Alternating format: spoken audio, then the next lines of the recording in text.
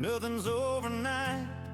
Some days you lose, some days you survive.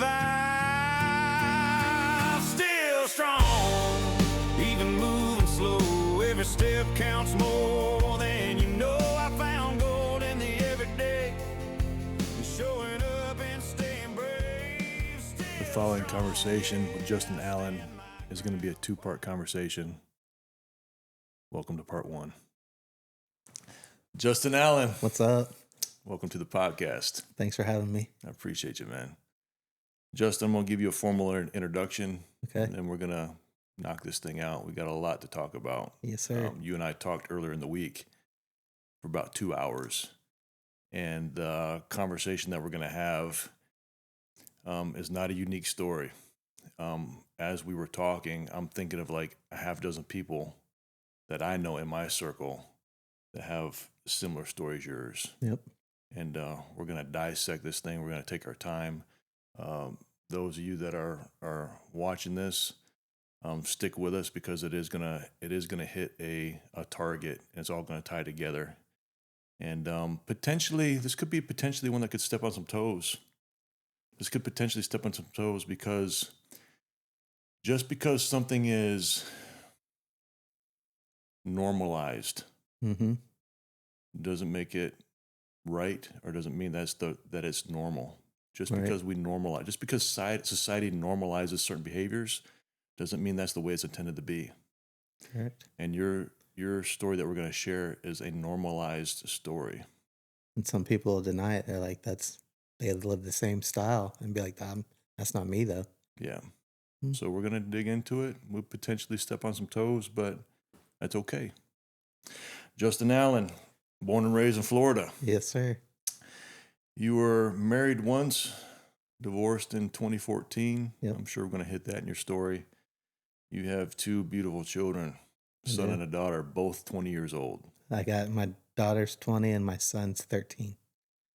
Well, that's your fault because I say copy and pasted your text and you said a girl 20 and a boy 20. So, hey, son. My bad. maybe emotionally you're 20 years old, but age-wise you're 13. Yeah, he is 13. And I asked you what your relationship with your kids, and you got a solid relationship with both your boys, and I'm proud of you for that. That's important. Yeah, that's good. You're a project manager of a local low voltage company. Mm-hmm. You like to travel. You enjoy fishing. You're 2 years sober. 2 years. 2 years sober. This past January, I had my 2 years. And you're 40 years old. I'm 40. Getting up there. You got a lot more gray in your beard than when I remember you when you first started coming around when we first met. I did. You got a few more wrinkles too. Yeah. Like life is life and done something to you. All right, brother. Justin, before we get rolling, everybody that comes on the podcast gets us still strong. These are Richardson 112s. If you know anything about hats, you know these are the best. Yeah, these are the one everybody wants. So you can represent us while you're doing your thing. Thank you. Yeah, man. I'm a big hat guy. You can just throw it on the floor if you want, or keep it, whatever you want to do.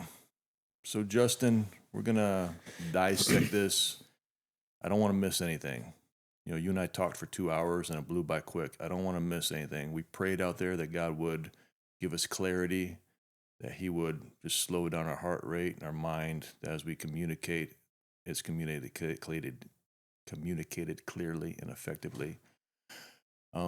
I've been starting out with childhood because it's impressed me that the things that shape us, the majority of what shape us, who we are today, happen in our childhood. Influences, trauma, like all those things.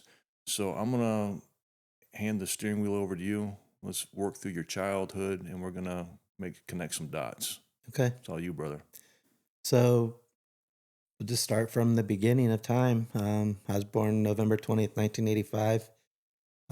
I have a mom, and then I had what I thought at the time was my dad. Growing up, I have an older sister. She's about 16 months older than me. And growing up for the first, probably till I was like 5 or 6, I thought my dad was my dad and my sister had a separate dad. Excuse me. And as time came on, it came out that I was actually me and my sister had the same father, and there I was adopted when I was at a year old from another guy that was ended up being my dad growing up, not my biological dad.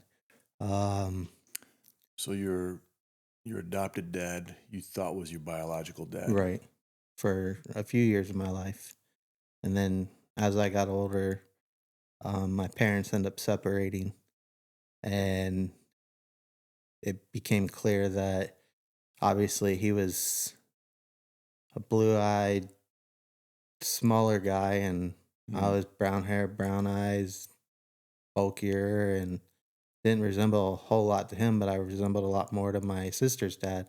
I Wow. looked more like him.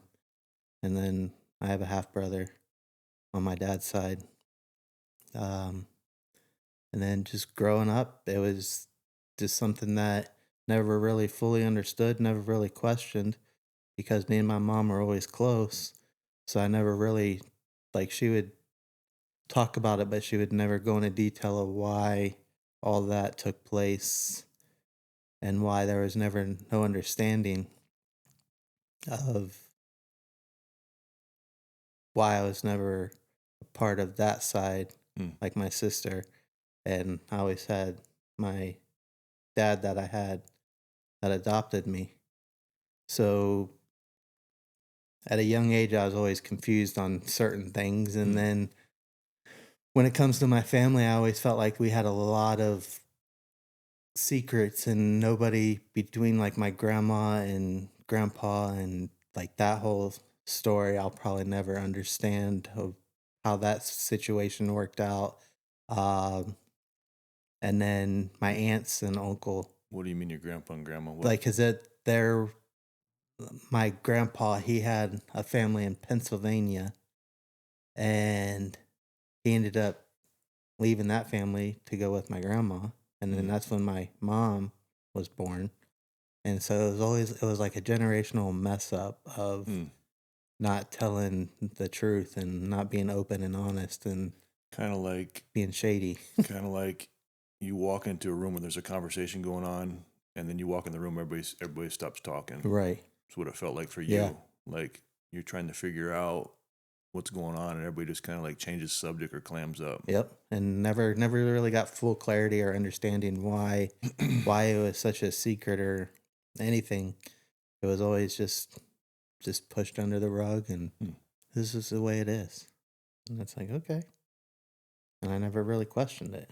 And as we go on, you'll understand why I still don't have certain answers. But um it was I feel like it was a big part of my growing up was just because I saw previous generations of my family lying to get by is what the way I look at it is because instead of face the truth and face whatever consequences you get from it, just lie until you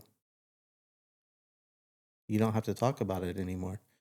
And Pretend like it didn't happen. right. So years go by and I would say probably get into like my late middle school, high school years. My mom, she was never one that really. Let me ask you a question. Your adopted dad, Mhm. was he a good man? Did He he? was a great man to me. He all through my early childhoods, like on the weekends when it was his weekend, either Saturday I'd go to his shop with him, hang out at the shop. Uh, I would Sunday mornings was always get up and go fishing. Mm. After we got back from that, we'd have a big breakfast. Um, always doing something, riding four wheelers, go karts. It was a good childhood. There was no like bad. There was a few times to where I can remember very vividly when my um, mom and dad were still together that there was one time where he really upset me, or where I really upset him and he got mad at me um, with that big screen TV back in the day that was like a box. Uh, it's probably not that big anymore, but back then they were huge. I remember him like slamming his hand up against my chest because I forget what it was about, but I just remember that situation. And I think that was the first time in a handful of times where he really got upset with me over something. And I was probably like 5 years old. Hmm. But it's one of those memories that just kind of hang out. I asked you because I didn't want to assume, but I assumed that he was a good man. The fact that you thought he was your dad Right. all the way to, and he never, even when your mom and him separated, he didn't say, "Hey, by the way, dude, Right. you're not even mine." Like that's a good man. Right. He was your dad. Right. And there was never a time, even after certain things happened later on in life, where he never once told me, like, don't call me no more because you're not my child, or any, like, he's never told me that. He was a good man to me. He made sure that I didn't really want for anything. He tried guiding me on certain things in life, and Good. I didn't always listen, and it paid off in the end and really showed that I didn't listen. Um, but there was a few times to where I did listen, and there was a few times where I didn't listen. But there was no doubt he wasn't a good man to me, and he was a good guy, and he was a big influence on a lot of people. So you were getting ready to fast forward to your middle school before I interjected that thought. So go ahead and continue. Okay, so yeah, middle school wasn't too crazy. My mom was big, like she was always never wanted to stay alone. She always went from relationship to relationship, whether she got married or dated or whatever. And it kind of put like a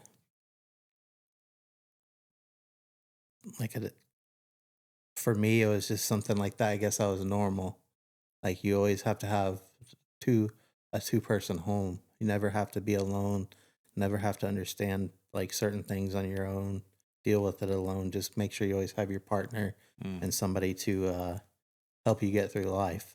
No matter what that looks like. Right. No matter if it was good or bad or anything. Because I did see my mom getting a couple, like with one of her ex-husbands. Like I seen her throwing wrenches and like craziness. Like it was crazy. And this is the kind of stuff that you're observing in your life, like I said, like is normalized because that's all you know, Right. and it's shaping you. Mm-hmm. Okay, so all this stuff is shaping you, And not even realizing that at a young realizing age. it. Yeah, That this is about to be your future, and this is gonna be normal for you for a long time. And so when we get into a portion where my mom and this guy, they get married, and it's a very toxic relationship. I remember one time we lived in North Cape, and there was a weekend that we were going away to Disney. My mom owned a landscaping company. Oh, really? Mm-hmm. Oh, that's cool. And she did a lot of Delta and Herons Glen. Like that's all she did. Was she had the main contracts for those, and her and my aunt, they owned that landscaping company, and they were selling the company at the time because my aunt and my mom had a falling out over the company because her new husband owned a lawn care company, and my mom wanted to merge the companies, and my aunt didn't want to. She didn't want to split it three No, ways. because she knew it was going to be a train wreck. Got it. And so they had a falling out, so they ended up selling their accounts. And that weekend, I remember me, my sister, and my mom and her husband were going to go to Disney World for the weekend. Well, back then, we had rented a couple movies, so she told him to go take the movies back to the movie Blockbuster. Yeah, been a long time since I heard that name. And we left while he was gone. We went to Orlando without him. And like back then, I was like, whatever. And not realizing how toxic of a situation that is because they got in a fight. And so they got in a fight. She sends him to return some movies, and she like, load up, kids. We're going to Orlando. Okay. We went to Disney. This is going to be what you just said is going to be a recurring theme. Instead of facing things head on and talking about the elephant in the room and trying to fix it. It's all lies, manipulation, diversions. Right. Okay, got it. So And you're being taught how to deal with things this way. yeah, just escape, run. You don't Just have to escape. deal with it. You don't have to face it face to face. You can just run from it, and it'll eventually Go to Disney World go and come to back and it'll be better. yeah. Hmm. And so, I mean, we went there. We had a great weekend. There's pictures and everything. So, uh, it was just one of those weekends to where it was normal, and we come back and they work it out, and he ends up joining the army. Wow. And so, how my mom convinced my dad and my sister's dad, but so we ended up moving to Colorado for 2 years, Wow. Fort Carson, Colorado. So middle school, Because her husband's in the military? right? He joined the Got it. military, and that was going to be their easy way out. She was going to go back to school for something, and he didn't want to do the lawn care anymore because at the end of the day, he was a lazier guy. He didn't have no motivation. Mm. He lived off his dad. His dad was ex-military, disabled, got a government military check, veteran check, got paid very well for it. Remind me, how old are you right now during this time frame? I was in 6th grade, so Okay, got it. 6th grade-ish. All right. And so I was going to school, and then one day I was like, oh, we're going to move to Colorado Springs, Colorado. And my sister's in 8th grade, and I'm in 6th grade, and we're like into the third quarter of our 6th grade year and 8th grade year, and we're uprooting our life and moving to a whole different area. Because you're going from Southwest Florida, where it's sunny all the time, to a mountain town where it's freezing cold. So I remember we got there, and it was like start of a new year. We were still in the 6th grade towards the end of the year, but I remember it was cold when we got there because the first weekend we were there, we had to go to Walmart and get jeans because there was a blizzard coming, and we've never. You don't know what that's all about. No, because you know what hurricanes are about. Yeah, I You don't can know handle a you don't know hurricane, what but the blizzard's blizzards, about. I didn't want no part of that. Yeah. And so we hung out there for a couple years, and we lived on a military base. Still no real. There was a lot of weirdness. Like looking back, it's like you look at like that military lifestyle is living on base and being new to that whole thing. The schooling was great. I had a lot of friends. We had friends local that were military because our school was on a military base. And that was when that Columbine High School shooting happened. And that was right up the road from us. I think we were probably the only school in the United States other than other military based schools. But being so close to it, I remember we didn't like leave school or anything like that, to where I know like schools here were going home and Right. all that, not us. But it was like a time frame, but that's how long ago that was when that first school shooting happened. And but I was on the football team there. I played basketball when I was out there. I was very active into the sports. But home life was still, it was up and down. It was good from the outside looking in, but I didn't know the struggles I was going through on a day-to-day basis and learning and tools that I was going to use later on in life. I want to interject something. You said life was good from the outside looking in. Mm-hmm. When you and I first met, when you would come into my restaurant, you would be the guy that I would pick for one of my daughters. Mm-hmm. You're clean cut. You work every day. You seemed responsible. Like you were outside looking in. Okay, I trust this guy. This would be like the guy that I would say, hey, be like him. But we're gonna get there. I was a pro at that. We're gonna get there. But you talk about the things that are shaping you. Mm-hmm. You just said it. When I was a kid, things were good outside looking in. Mm-hmm. But as I look back, things weren't normal. No, not normal at all. So go ahead, keep going. And it was nothing like for me, it wasn't like there's some people that have bad childhoods, but like they were um, abused or like physically abused, but the way I was more like a mentally abused. It wasn't like it wasn't like a lot of people don't realize like the way that they were like raised, and it's not just our parents that did it, it's their parents did it to them, and that's all they know. And you have to break that generational curse of what a lot of people deal with, and you don't realize that until you realize it. You make a good point, because when you think about your parents and abuse, you associate with abuse. Well, they're feeding me, Mm-hmm. they're sending me to school, like I have a place to sleep. I'm They not in buy the me whatever I streets. want.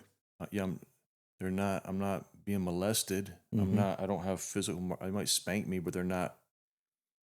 So just because we associate abuse with those things, what you just said about the mental abuse, Mm-hmm.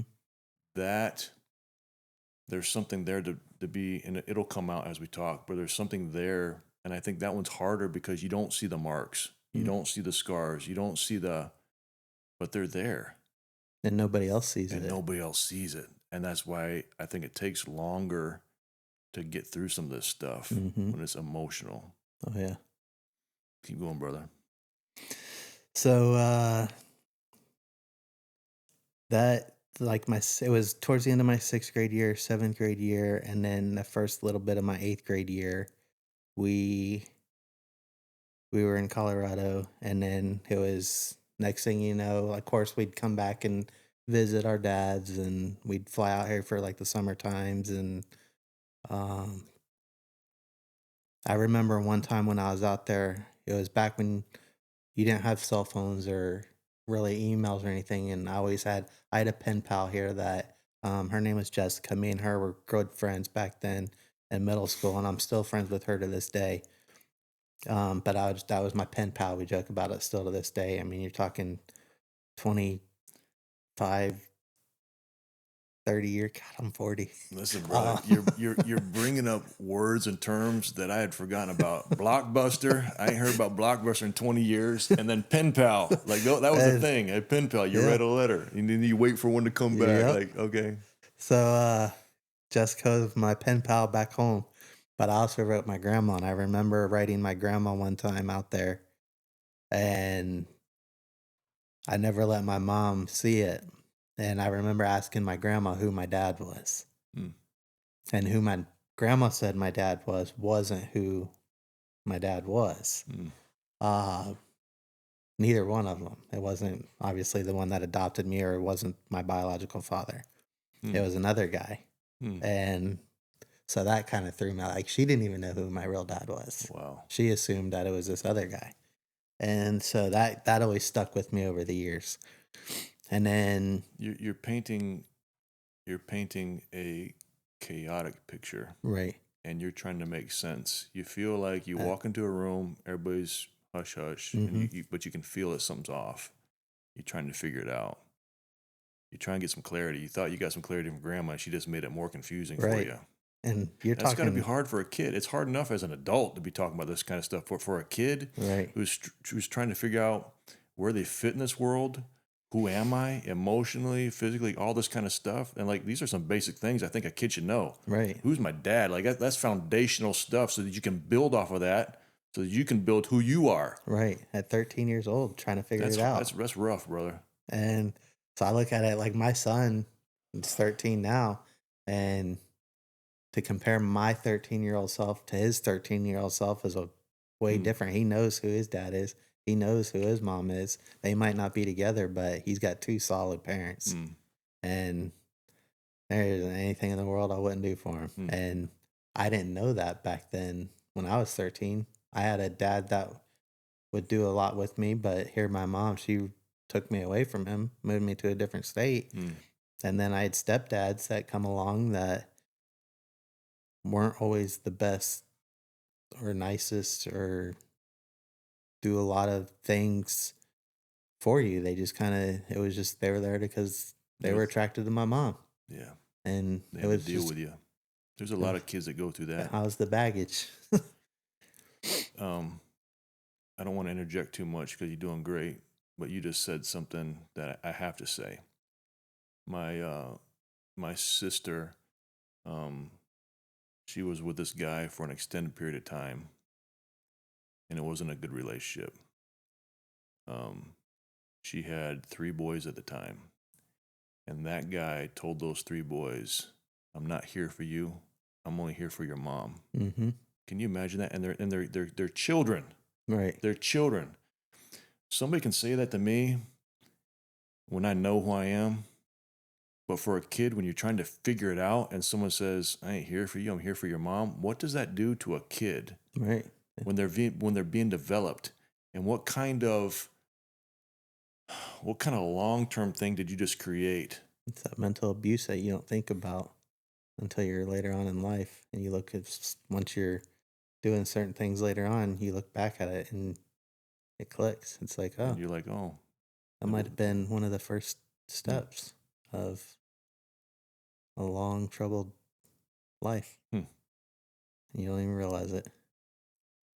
And so they ended up getting in a couple arguments there. And they ended up doing their differences. And we ended up moving back to Fort Myers. And it was like right towards the end of my 8th grade year. And Colorado schooling did stuff different than Lee County schooling did. So me and my sister both went to a summer school that year for math. And so I was going into 9th grade. She was going into 11th grade. And somehow we were in the same math class. We went to a summer school. But it was whatever. So, and then for some reason, my sister, she went to Mariner High School. And my mom allowed me to go to Cape Coral High School. I made friends at the middle school I went to, and most of those kids were going to Cape High, and that's where I wanted to go. So she allowed me to go to Cape High. Why? I have no idea. She didn't like telling me no. So we went through that summer school. We started the school year off back down here. And the guy that she was married to, they finally went through their divorce. She was single for a little bit, very, very little. And at this time, I was going to Cape High. My sister went to Mariner. My mom would drop me off, pick me up. Sometimes my grandma would drop me off, pick me up. My dad worked crazy hours, a lot of hours during the week, so he'd never picked me up from school. He was always at work. Your stepdad. My dad that adopted me. Your adopted dad. Sorry. Yeah, your adopted dad.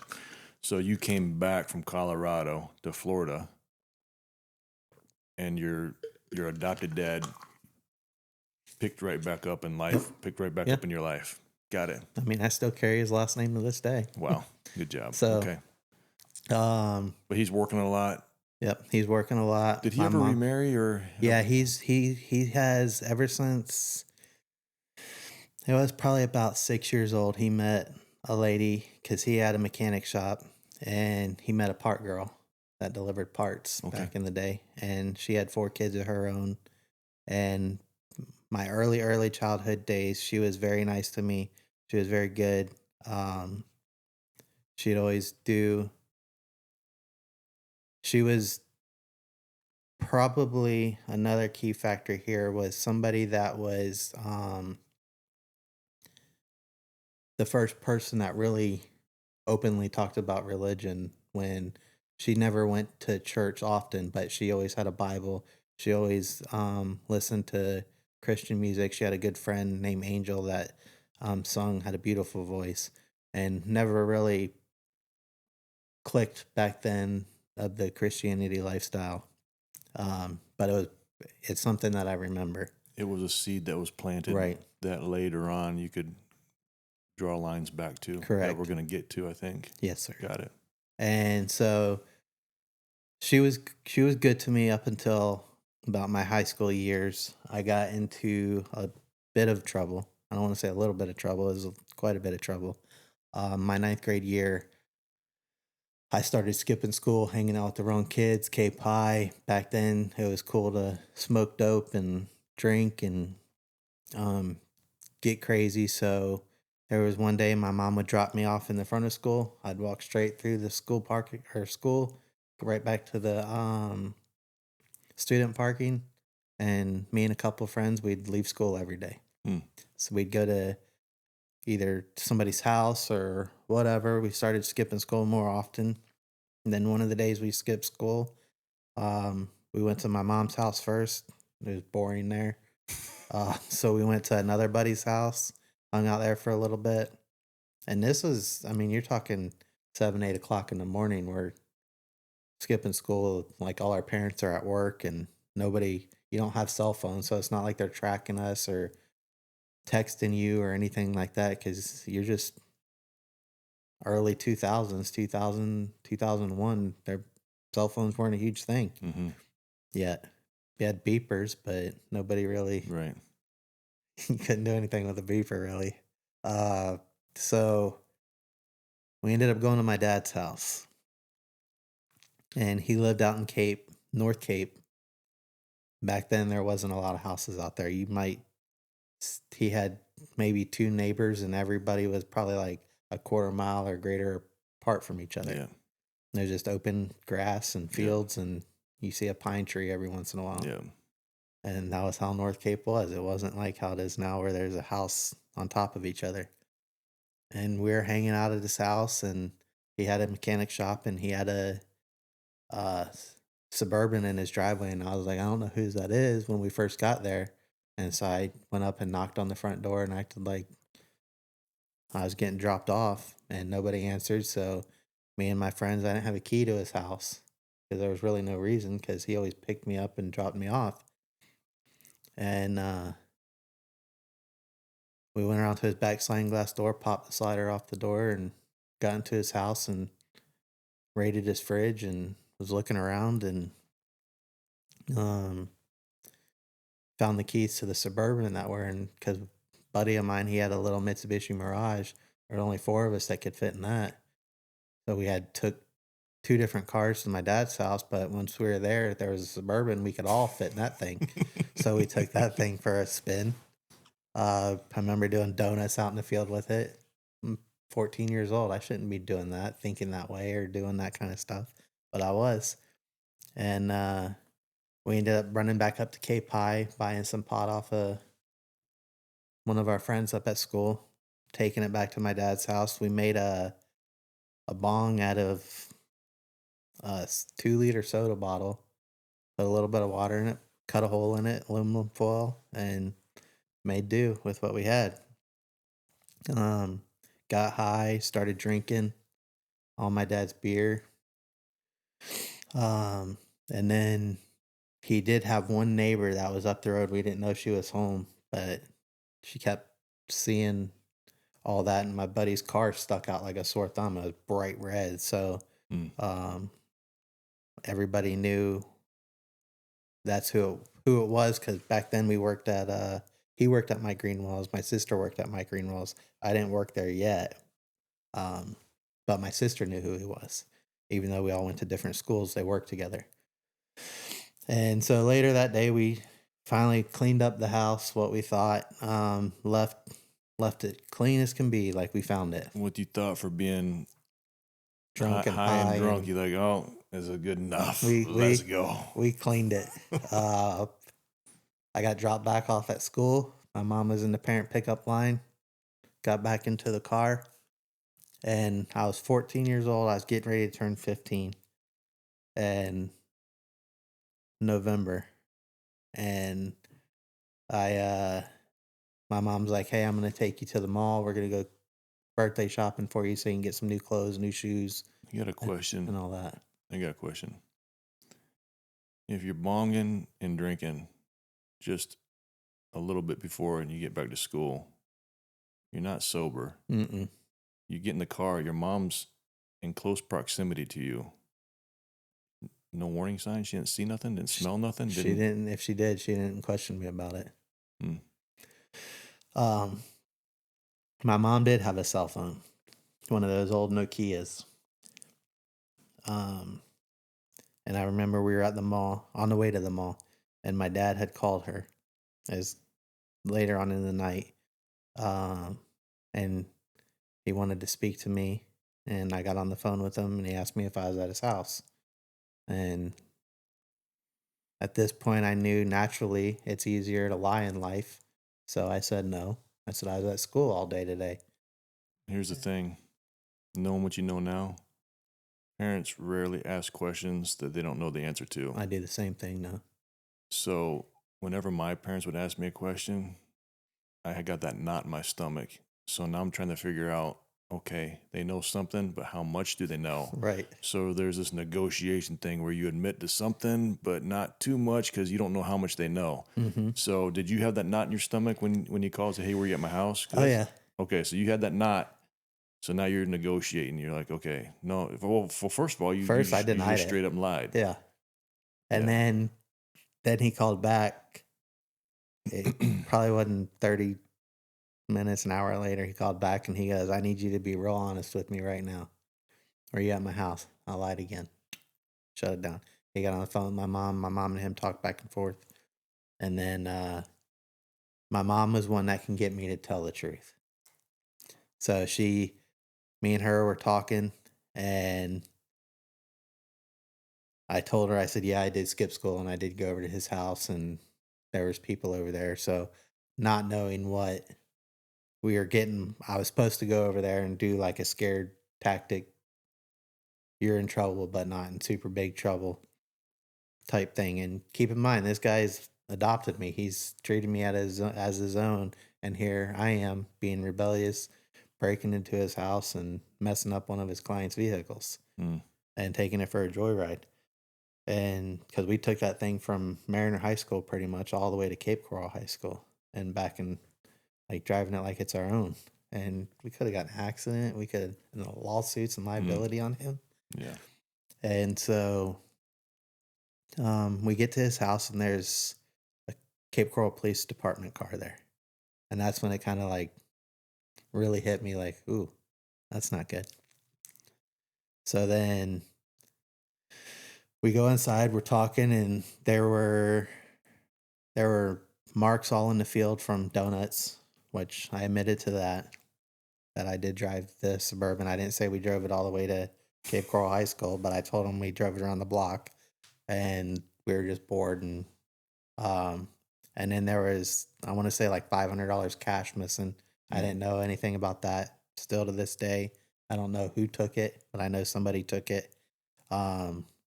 And then there was just beer bottles and all in his trash can, like in his kitchen. So we threw it away, but we left the evidence plain as day. Like he knows he didn't drink that many beers, but here we are thinking we weren't thinking.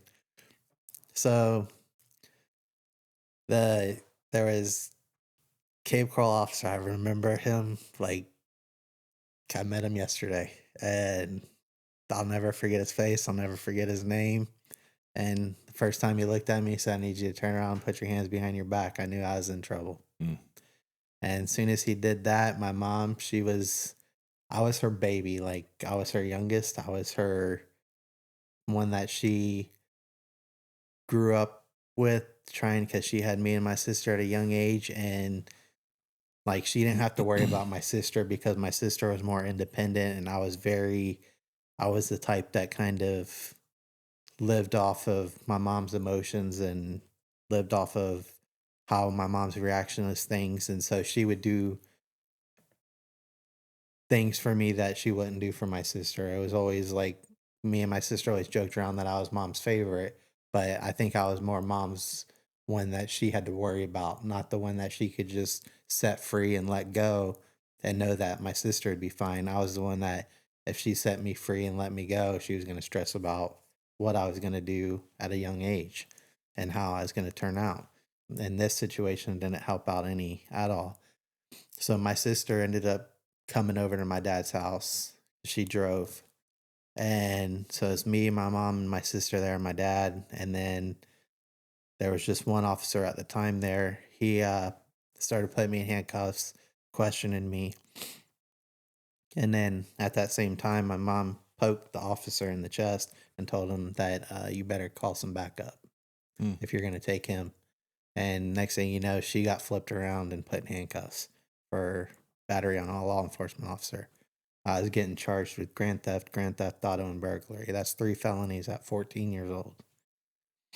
And so I ended up going to Cape Coral Police Department jail, sat in there overnight, waited till my grandma picked me up.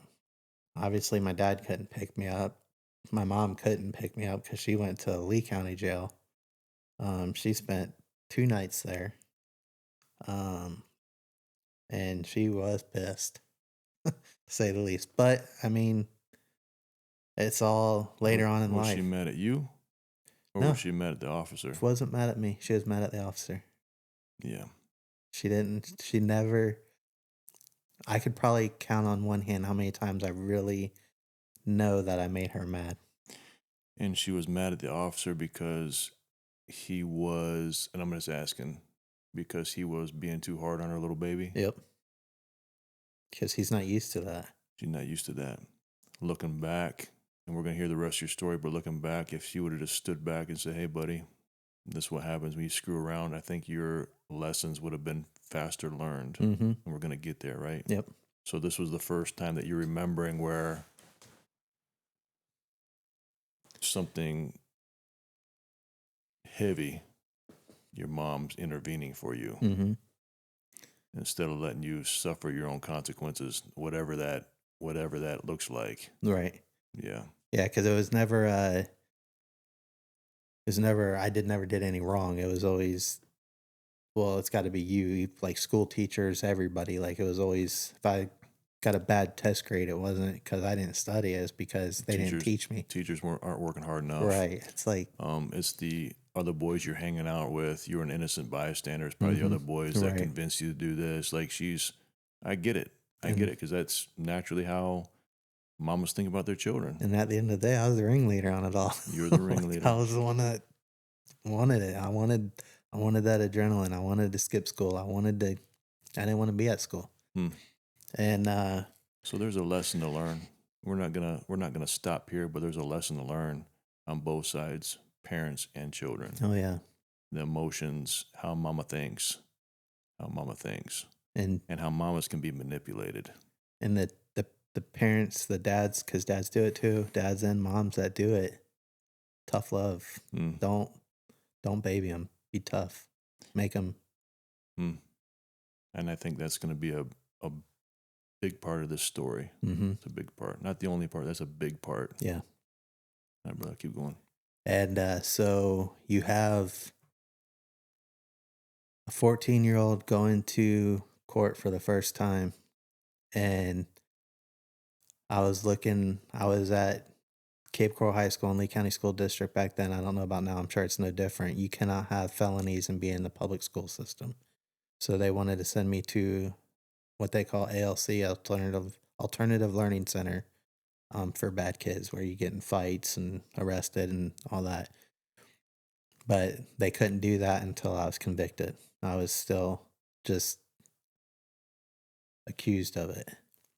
And so at this time, I went to my first court and I saw other kids my age wearing orange jumpsuits, shackled from their ankles to their waist to their wrist. And I was like, I don't want to live this lifestyle.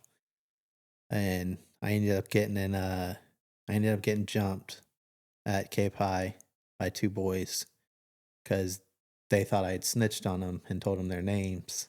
But because of the red car that everybody knew. Because of the red car. And it wasn't me that snitched. And I'll still, 30 years, 25 years later, I'll still claim I didn't snitch. You're holding that one to the grave. You don't want to tell everybody who it was? You don't want to say it? Come on, man. It'll feel good to set it free. Let's just... well, what happened back... No, I don't want you saying no names. Okay. Just a joke. All right. But it was... Hey, don't you know snitches get stitches? Right. Don't you snitch. I held it for 25 years. I'm not snitching now. Might as well keep going. Keep it suppressed. But it was just one of those things to where I wanted to not live that lifestyle. I had a cousin of mine. He was already locked up in a prison. My mom's side of the family, a lot of my cousins were in and out of the system. Hmm. And one of them was doing, at the time, I think he did like 5 or 6 years in state prison. And at first I thought it was cool because I had 3 felonies, and he got on the phone with me one time. He's like, Justin, you don't want this. He goes, I fight every day, like physically fight. And he's like, you're not made for this. You don't want this. Because back then I was 14, 15 years old. I was 135 pounds. I was little. And he goes, you need to get it straight. And then so I started doing that. And then another part that we didn't discuss on the conversation that we had the other day was, so me and my mom are both on probation, and that's when you get community service. Well, how was I going to do my community service and all that? We got back when it was big, you still see it now, but you got little brochures in the mail. And we got a brochure from this place called Sunlight Fellowship Baptist Church. And that was part of my high school where I first got reintroduced to faith again.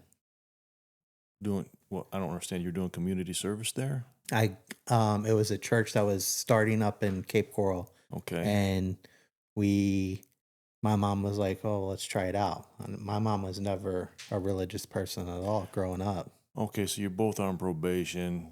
You get this brochure, and she's thinking, hey, we need something in our life to change. Is that what you're getting at? Okay, Yeah. so hey, let's try this out. Our life is, I'm on probation. My 14-year-old son, this is not going in the way that I think is a positive direction. So, okay, understood. Got it. So that's where we started. They started doing church service at a elementary school. We'd meet every Sunday in the cafeteria. And so we started going to church. And we did that the pastor of the church ended up registering with the state of Florida, so he would be able to count my hours, and he would help me out.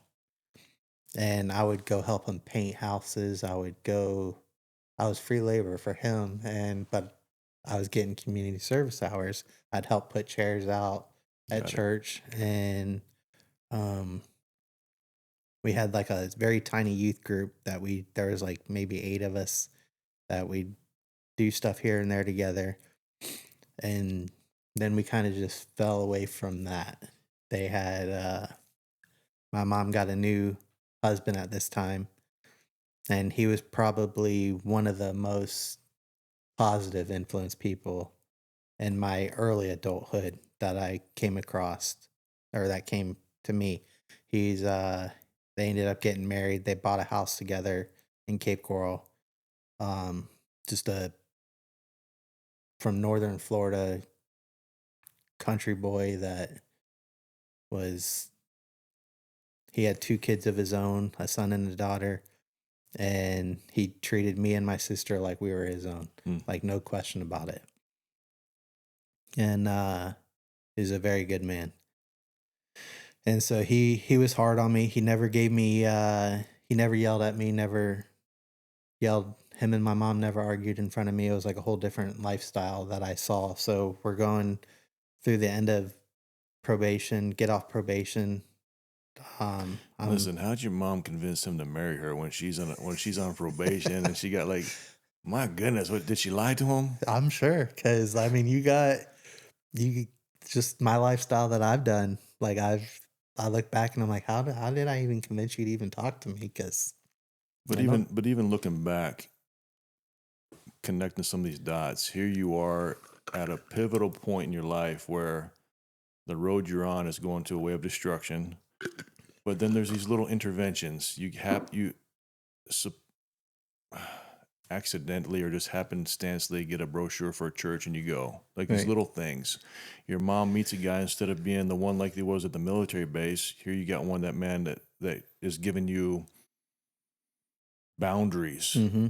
You're experiencing unconditional love, but you're also experiencing the weight of what it is to be responsible. Right. So these little intervention spots to try to, like, it sounds like there's somebody orchestrating. Sounds like there's a pathway going this way, and someone is trying to orchestrate events in your life to bring you to a different direction. Oh yeah.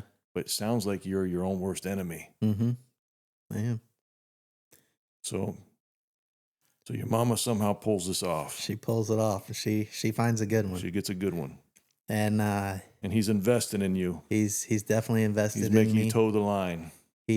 I'm finally off probation at this point, and I'm able to get my driver's license. And you can't be driving and on probation at the same time. State of Florida frowns upon that. So it comes time for me to pick out a vehicle. He's going to help me get my first vehicle, and him and my mom are going to buy it. So I'm looking all over every, what was them brochure or them books back in the Auto Trader. Well, before the Kelly or they'd have them. They had the Auto Traders, and then they had like 2 or 3 different ones. Yeah, I don't remember. I just remember like the little colored I remember copy. the newspaper looked back. They had vehicles that were sold. Yeah. So I was always looking through those things because you didn't really look on the internet because there's back 2003. There wasn't 2002. It wasn't really big yet. And so I found a 96 Ford Bronco that I wanted really bad. It was black on black, black leather, lifted on 35s. I was like, this is perfect for me. He's like, boy, you don't need that. And so I settled for a 98 Jeep Cherokee. It still got me out to the woods. And they did let me drive without a license for a little bit. So I wasn't strictly on the books. I had my permit, so I wasn't completely illegal, but I was illegal driving. And I did that for about 6 months, and then I finally got my driver's license. And I didn't want to do the whole school anymore.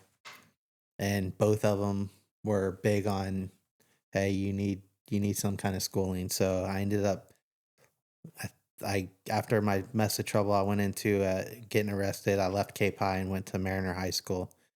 And I ended up leaving Mariner High School before I graduated I went to the Votech in North Cape and got my electronic technology degree and finished that way. So even though at 16 years old you say I don't want to go to school anymore, and even though there's resistance saying, hey, you need to finish, you're still almost getting your own way. Right. Just you're not finished out in Mariner, you're not finished out in Cape. Right. You go to Levotech. So in a way they're still like letting you, like capitulating to you to a little bit, even though it might not be to the sense that the full extent that you want. Mm-hmm. They still let you go negotiate with them. They negotiated with you. Yeah. That's a good word. They negotiated with you. Instead of them telling me no or telling me yes. They negotiated. We're going to meet in the middle. Why, looking back, why did your mom negotiate with you? She should have just told me no, keep your butt in school. Was she afraid that you would rebel against her? I guess. Something to think about. And so we did the whole Votech, and then at this time there was another church that came about. So I was dating this girl as one of my cousin's friends. And my cousin and her went to this church in North Fort Myers. It's a Church of God, a Pentecostal church. And so I went from a Baptist church to a Pentecostal church. And I went there for the wrong reasons. Because we got to go on not field trips, but mission trips and youth camps during the summer. So we went there. I was going there to hang out with the girls. And my sister ended up going to that church. And I never fully understood Jesus or God or how all that worked out, but I played the role that I did. I lied and acted like I spoke in tongue just so I'd fit in. Like, because I saw everybody else speaking in tongue, I'm like, well, I can say that stuff. Don't do it on air because I'm gonna laugh. Don't. not about that. I'm just, if you're gonna practice on me, I don't know if I can keep a straight face. If you're telling me like what you're doing, right? Like, don't reenact it for me. Sorry. So it's one of those things to where like I could just picture you at 16 years old trying to fit in. Sorry. it was just one of those things, like I said before, like I could, at a young age, I was able to manipulate people and make them think that I was this person I wasn't. And it's something I carried on for most of my life. And I didn't realize it, that I was doing it. I mean, I knew I was doing it, but I didn't realize the impact it was having on other people. Or even yourself. Yeah. And there's a lot of people out there like that too. There's a lot of people out there Scary. like that. And they'll look at this, they'll watch this video and be like, "Oh, I can kind of relate to it, but that's not me." And it is you. It's 100% you. You haven't got there yet. And so we go to a couple mission trip, or we go to a couple. We went up to northern Florida. We were gone for a week on a trip for church, and that was fun. And that kind of made me like it. There was a few people there that I became close friends with. And one of the guys, Brian, he where he lived at, his next door neighbor, he had a pretty girl that lived next to him at the time. And so I'm probably around 18 now. And I quit going to church. We had a falling out with the church. They swapped out pastors. The youth pastors there were great. I'm still friends with them to this day.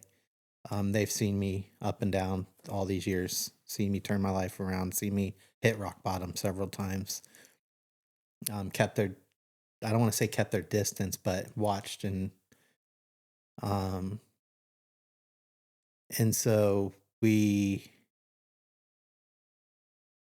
quit going to that church, but I still remained friends with some of the people that I was in a youth group with. And the big thing, 18 years old, was going up to the bowling alley in North Fort Myers and hanging out and going from there, and either going out to the woods and drink, or because I didn't drink a lot in my 16, 17, 18-year-old time frame. I drank, but I wasn't getting like where I had to have it every day.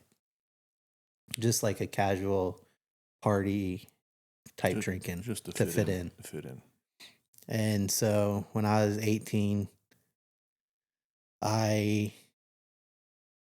met this girl that was next door neighbors to one of my friends, and met her up at the bowling alley. And I had my Jeep. I was going out to the woods. I was a country boy. And so I thought I was a Cape Coral country boy. And but hanging out in North Fort Myers. She was attracted to it. Me and her ended up dating for a little bit. Her dad lived in North Fort Myers. Her mom lived over on the East Coast. I think 2 to 3 months of me and her dating, I got her pregnant. And 18 years old, she was 17. So there's a transition here. I know where we're going. This is the start of this transition. So we talked about your childhood and those early things that shaped you. Now we're getting ready to get into the second segment. That's a whole nother segment in itself. I'm 50 and I drink a whole pot of coffee. So before we get into this next segment, let's take a break. Okay.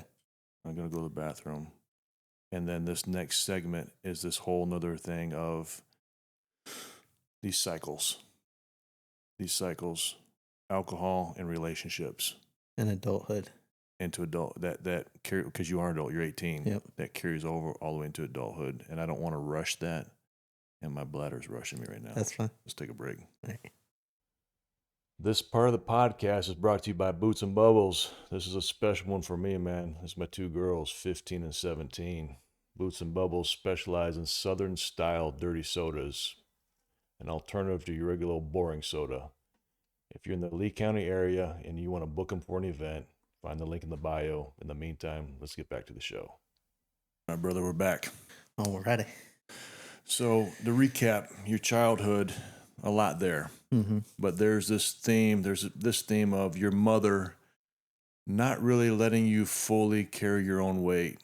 Always kind of like that little safety net for you where you never really bore the full consequence. Right. And that's why I kind of want to hit the pause button. One, I had to go to the bathroom, but two, this next segment, we're going to hit some cycles. You're on your first girlfriend that you got pregnant, but there's multiples.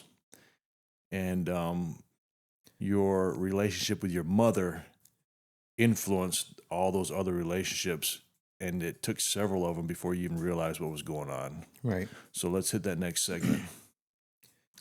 18, fake country boy in the woods with his 18-year-old girlfriend. Nothing wrong with that. That's normal. And so I remember the first time I had my first real job. I was doing screen enclosures for a local company, and I was making decent money back then for an 18-year-old kid, working 40, 50 hours a week.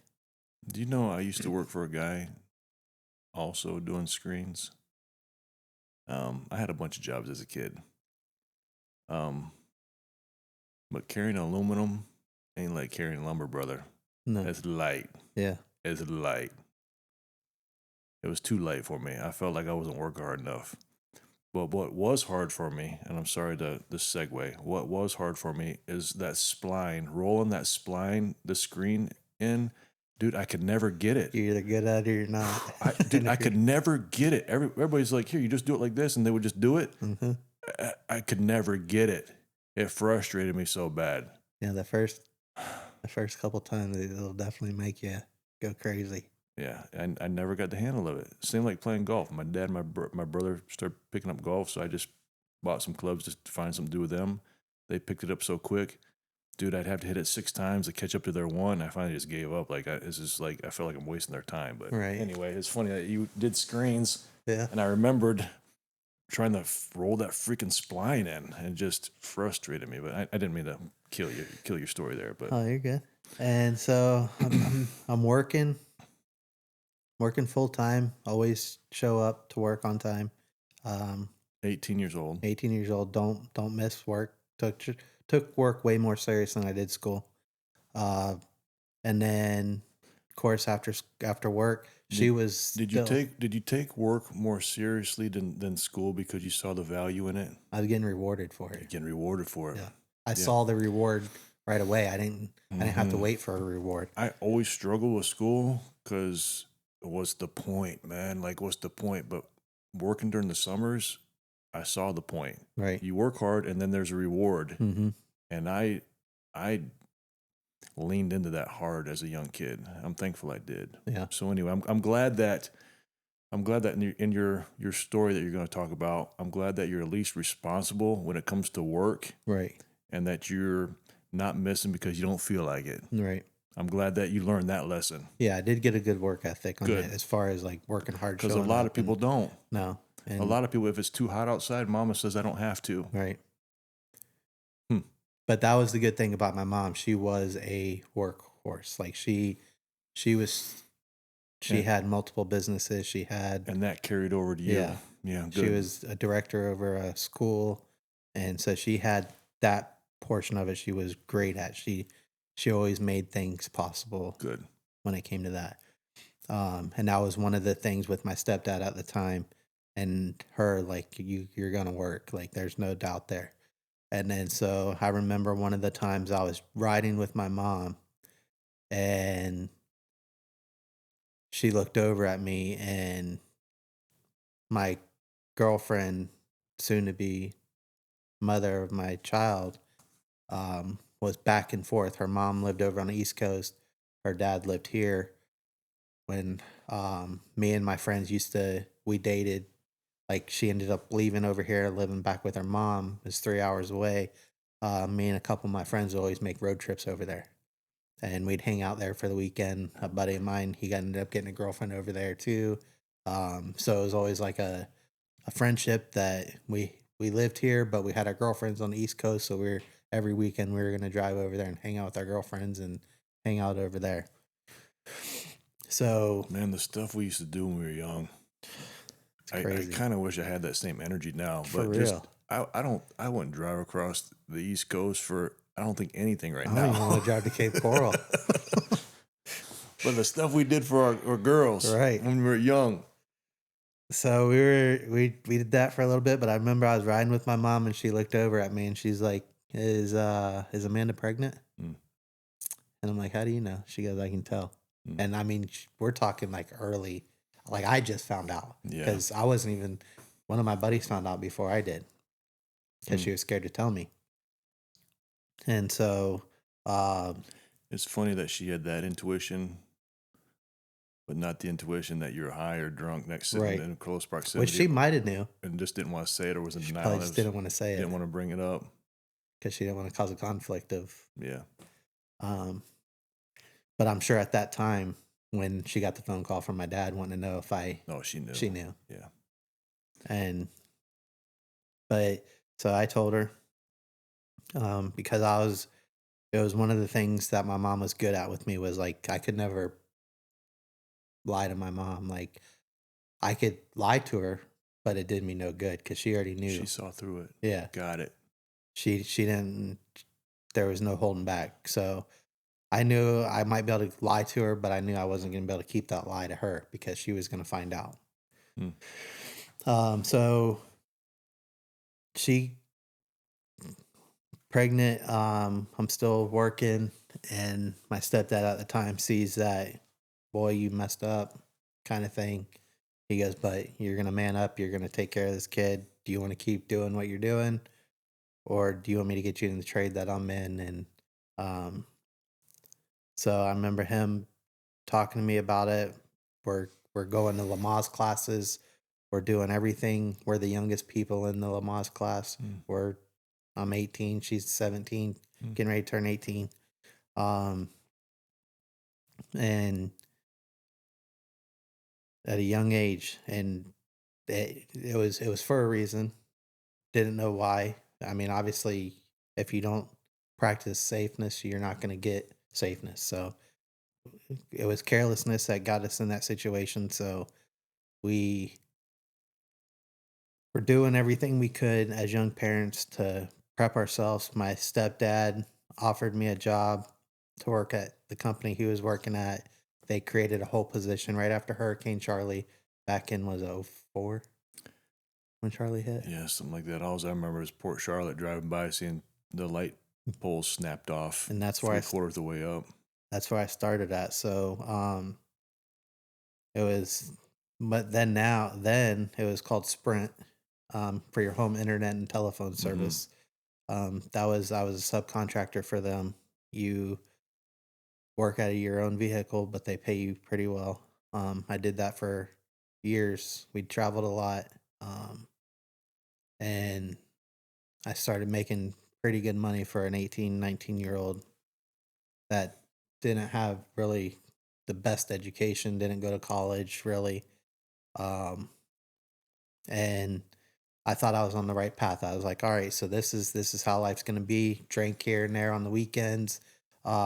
Started making more money to being able to do more things, going to NASCAR races, that kind of thing, because that's what kind of lifestyle my stepdad lived. Was he was all about making sure we go to Miami Raceway, make sure we go to Daytona, Talladega, the big races that were within driving distance. He was always all about this is what we do. He was a huge NASCAR fan.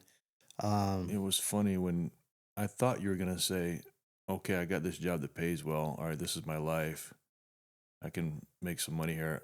I thought you were going to talk about the priorities of taking care of your young new person and your baby. I thought you were going to be like, okay, now I can take care of them. And you just said freaking NASCAR. I'm not So there your yet. priorities, your priorities were not right. No. And I wasn't, like, I knew that, like, I had to provide a little bit, but I still needed that funness. I didn't want to lose my growing up of my 18 to early 20s partying. Like everybody else that I knew was able to still party. I didn't want to lose that. So I remember my 19th birthday. Why was it so important to you? Just, there's no, it was just the thrill, the adrenaline, and it was the short answer is it was just irresponsible. I didn't have that foundation set into me that if you make this choice, you have to make it because things are just eventually gonna. I know that deep down, like if I can't make it, I can always lean on my mom, and my mom's gonna be like, "Oh, we'll figure it out. We'll do this. We'll do that. You don't have to stress over it because if you can't afford it or you can't do this, then I'll help you out." Type situation.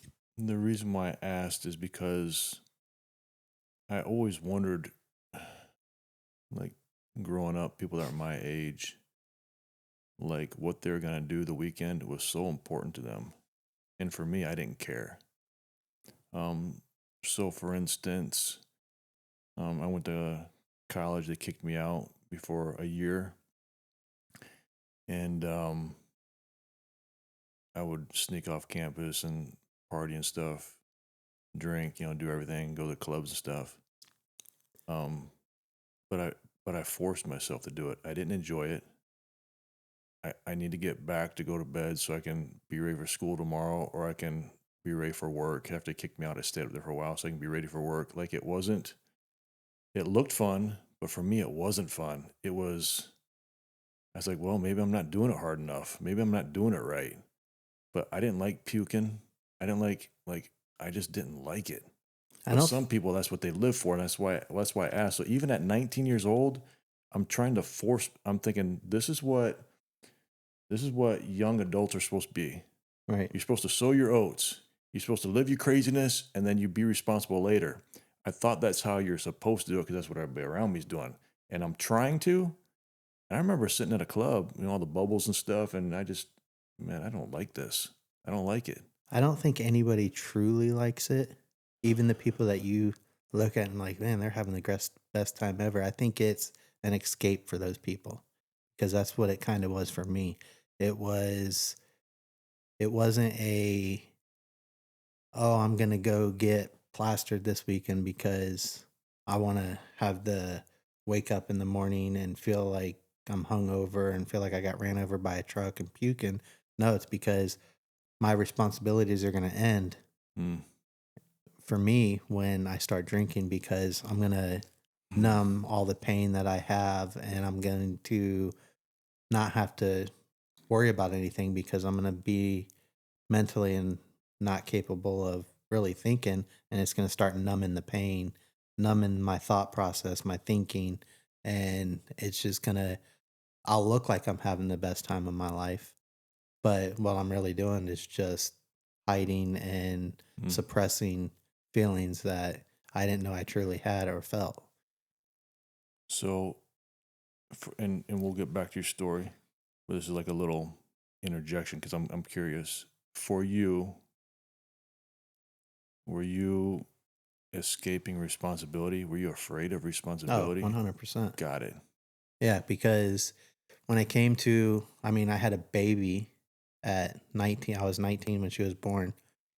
Um, like that's a huge responsibility. You're taking on a whole new life, and it was it was something that obviously I've never Mm. dealt with. I mean, you're talking 4 years prior to that. I was a preteen getting arrested for stupid charges that I Mm-hmm. made poor choices. Here I am 4 years later. I didn't make those choices anymore, but I still made other poor choices, Mm. and it, which I would never take it back, but because it's all part of life lessons, and I love my daughter to death. But it's one of those things where I never really grew up, Okay. like to where because I was never able to separate myself from my mom. I know my mom loved me to death. I know but with the love that we had was more of a I'm going to save you because she might have had a bad childhood or she might have had not the best upbringing. So she's trying to think in her own way of I'm going to make his life easier and make him not go through what I went through as a child. Well, what she didn't know was not only was she doing it, she was making it even worse Got for it. me. So I want to stay here for a second because you're the baby. Mm-hmm. I'm the oldest. How we've been shaped. When I feel responsibility, my first baby. My wife was 19. I was 20. My son was. He was there when we got married. Mm-hmm. He was there when we got married. Okay. Um. But that weight of responsibility did something in me where I was afraid of it, but it was like I need to man up. Mm-hmm. I need to go harder. I need to be harder. I can't waste time or energy on anything else. Like I was so focused that I don't fail on what I'm supposed to do. Um, Even like early on in our marriage, um, I would see friends and stuff go. Say we had some friends who went to the Keys for lobster and like that mini season. They invited us to go. We couldn't afford to go, and to go would have put more responsibility on me because now I got to catch up for that time I missed off with the money I'm going to spend. Like it, the re- that and I so the responsibility kept me from doing that. Mm-hmm. So the ones that went that couldn't afford to go, they went, they put in their credit card or whatever, and they had it. Like I couldn't have a good time knowing what I'm going to come back to. Right. The bills are going to be there. I just missed, so I couldn't escape, even though it would have been fun to escape for a weekend, to get away. It wouldn't have been escape for me because all I would have been thinking about is responsibility when I get back. So whatever shaped me as being the oldest son or whatever, and then whatever shaped you being the youngest or whatnot, like the opposite ends of the spectrum. Oh yeah. You following me? Oh yeah. I was completely opposite of that. I would have been the first one to sign up to go To go and not worry about the and not even worry about responsibility. it. Not even worry about it. I just couldn't do it. My wife would be Mm-mm. like, "How come we can't do it?" And I just, baby, when we come back, like, how well we just put on a credit card this one time. Everybody else is going. I felt like that pressure. Mm-hmm. But anyway, I'm just like I told you, when we're talking, I'm digesting and analyzing all your words, and I'm putting my feet in your shoes, Right. and I'm sweating like working through this because it's important. So Right. okay, I didn't mean to interject so Oh no, you're much. good. And so here we are. We're like because she was just as much of a partier as I was. Obviously, she can't drink when she's pregnant. We had my daughter, um, and then we probably worked out for a little bit longer. And I did a lot of traveling for work, with the telephone, especially during hurricane seasons. We went to Louisiana one time, worked out there for 4 or 5 months. Um, made I was 20 years old when I did that. Me, my sister, my mom, my stepdad, my stepbrother, like all of us subcontract for the same company. We went out there and worked. And because my sister got into the same line of work, my sister, Yeah. like he brought, like that man trained us on what we needed to know and then set us free and said, this is what you guys, you'll be able to make a lifelong living out of this type of work. And, so I continued working that for a while. Me and my daughter's mom, we got an apartment together. We did that for a little while. Almost a year. We left our lease out of that a little early because of some mold. And that was the first time like I got that real responsibility of having to take care of her because she didn't work at the time. And then um, having a child to take care of and make sure that everything was taken care of, paid for, and but But it's not like financially you couldn't do it because you told me when you were in Louisiana, you told me you're I making was like stacking money then. I was making like $5,000 a week, 1 week because we were allowed to work 13 on. And we had to take one day off, so money wasn't an issue. no, money wasn't an issue back then when I was, and I thought that's how life was going to be forever. Was like, oh, I got this job and I'll be able to just keep Got it. whenever hurricanes come, because I was one of those people like, man, if a hurricane comes, I'm making money. Yeah, good. And so I wasn't never one of those that was like, oh no, don't let the hurricane come. But it's because I didn't have a house that I had to worry about to get destroyed by hurricane or insurance premiums to worry Got about. it. I was on the other end of it of I'm here to collect. Mm-hmm. And that's how I looked at it. Like I can make some serious money if a hurricane hits your town. So horrible way to think. Don't think that way anymore. But so me and her end up splitting up. She ends up going back to the East Coast where her mom lives. We come up with a mutual thing where we're gonna split custody with my daughter 2 weeks at a time. So I'm gonna have her for 2 weeks. She's gonna have her for 2 weeks. I'll give her a little bit of money here and there for whatever she needs. Kind of like a child support off the books. Yep. So I get back into my partying lifestyle that I wanted to live so much for. And it became to where when it was my 2 weeks to have my daughter, I was out looking for that thrill of drinking, hanging out with friends, living that lifestyle, not being the greatest dad at the time. My mom would step in and say, "Oh, I'll take her and you go have fun with your friends," instead of making me be a responsible father figure. So that went on for a little bit. And then it was always just an easy way Let out. me ask you a question again, because what you just said is heavy. You got your daughter for 2 weeks. Mm-hmm. Did you struggle at all with dropping her off with your mom instead of wanting to spend time with her and going to, did you feel any guilt or remorse? Like, I'm because you made a conscious decision to choose your friends Right. over your own daughter. Right. And it's not at this point, no, because I still lived with my mom. So my mom and my stepdad. So it was a leaving her at the house while I would go out and drink, whether she was awake, whether it was like a Friday night or Saturday night, I was guaranteed to go to the bar. Like there was no question. I was 21. I was allowed to go to Ricochet. I was allowed to get drunk by law. Should I have? No. But in your mind, was there any rationalization at all? Did you think, well, she's a baby, she's not going to know better? Like, was there anything there that you felt no guilt? You felt no guilt leaving your baby at home? It was pure selfishness, because it's like I worked all week hard. You deserve it. I deserve to go out and have some drinks with Some my me friends. time. I hate that freaking word, me time. Yeah. I can't stand It's me horrible. time. Don't It's say horrible. me time around me. Right. I hate me time.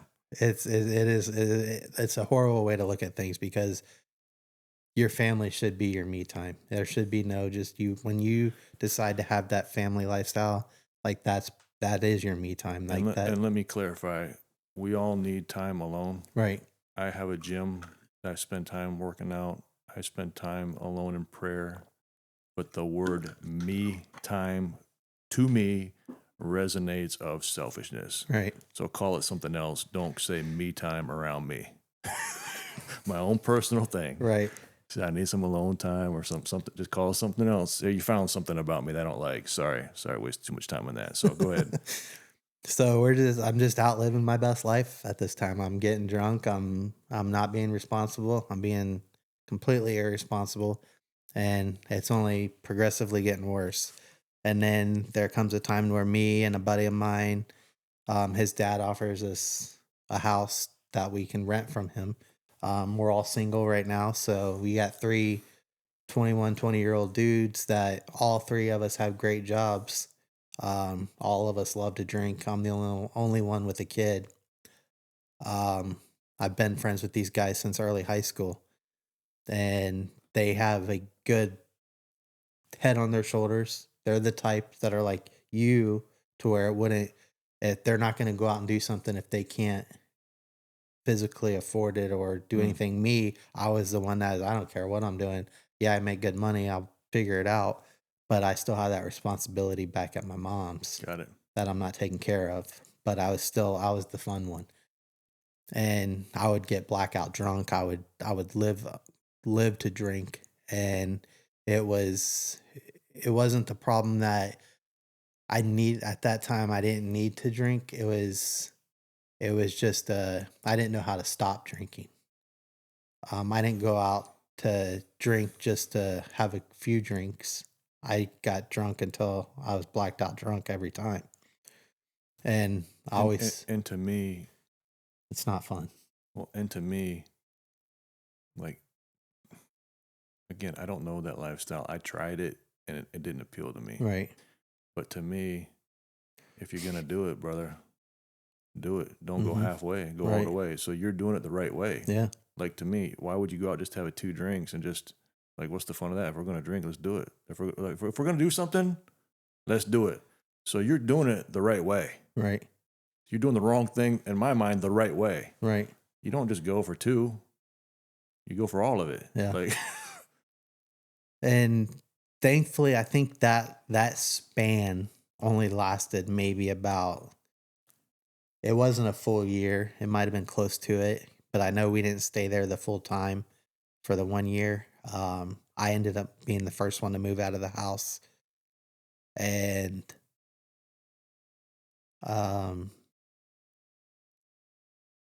I moved back in with my mom. They had previously, them two had bought a house in Lehigh, South Lehigh Gateway area, and they lived in there for a while. I rented the house out in the Cape from them prior to me moving in with my buddies.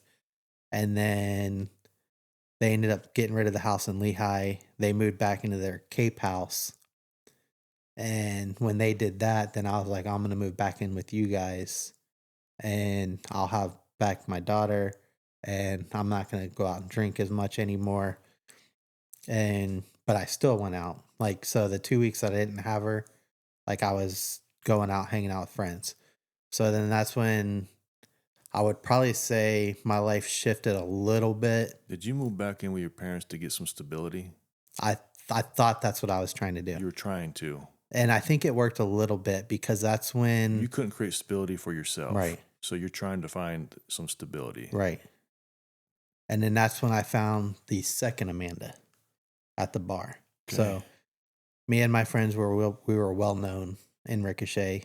We were the life of the party there. There was probably about 10 of us that I don't even like talking about it, but they still joke, but we dressed the same. We all had like the camouflage t-shirts on, the tight fitting Wranglers, the Justin Work boots, the cowboy hats or some sort of camouflage hat. We were Cape Coral country boys, but everybody loved us. We were a great time. We line danced, we danced, we got rowdy. And so we were looked at a lot. Like a lot of chicks wanted to talk to us. They wanted to hang out with us. The guys made fun of us because we looked goofy, but the girls loved us. And that's when I met my son's mom, the second Amanda. I have 2 baby mamas, both of them named Amanda. That makes it easy. Yeah, can't mess it up. So that was probably the first one I really, I got serious with her. I started off not realizing it, but this was like the beginning of my whole manipulating, narcissism, gaslighting, all the things that I've been called my whole life, and I denied it because I'm like, you guys don't even know what those words mean, but you're calling me all these words. We'll get there. And so when I first met her, I had 2 vehicles. I had a truck and I had an SUV. I've always been big on having 2 separate vehicles for myself. And then my mom had, because we all had our money that we made from going out of town and doing all this storm work, we always had nice vehicles. My mom had a Jeep and a Mustang. My stepdad had a brand new F-150 and a Ford Ranger that, like, we all had multiple vehicles. So when I first met her, it was when MySpace was around, and her MySpace picture was her leaned over on a Corvette because that's what her stepdad had. And I thought that was her Corvette. Well, so I had to show her up, and I had acted like I had a Ford Explorer, an F-150, a Mustang. So I started making it look like these were all my vehicles. Got it. So that's how I won her over in the beginning, because I started manipulating her from the beginning, Hmm. making myself look like I was a high roller and I could afford all this.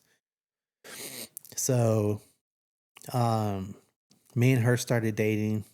Come to find out, um, she was quick to learn that those weren't all my vehicles. And, but we argued here and there about little things, but it was never really, she liked going out and drinking, but she wasn't living for that crazy lifestyle. She wanted to settle down. She wanted to get married and she wanted to have kids and get a house, live that perfect lifestyle.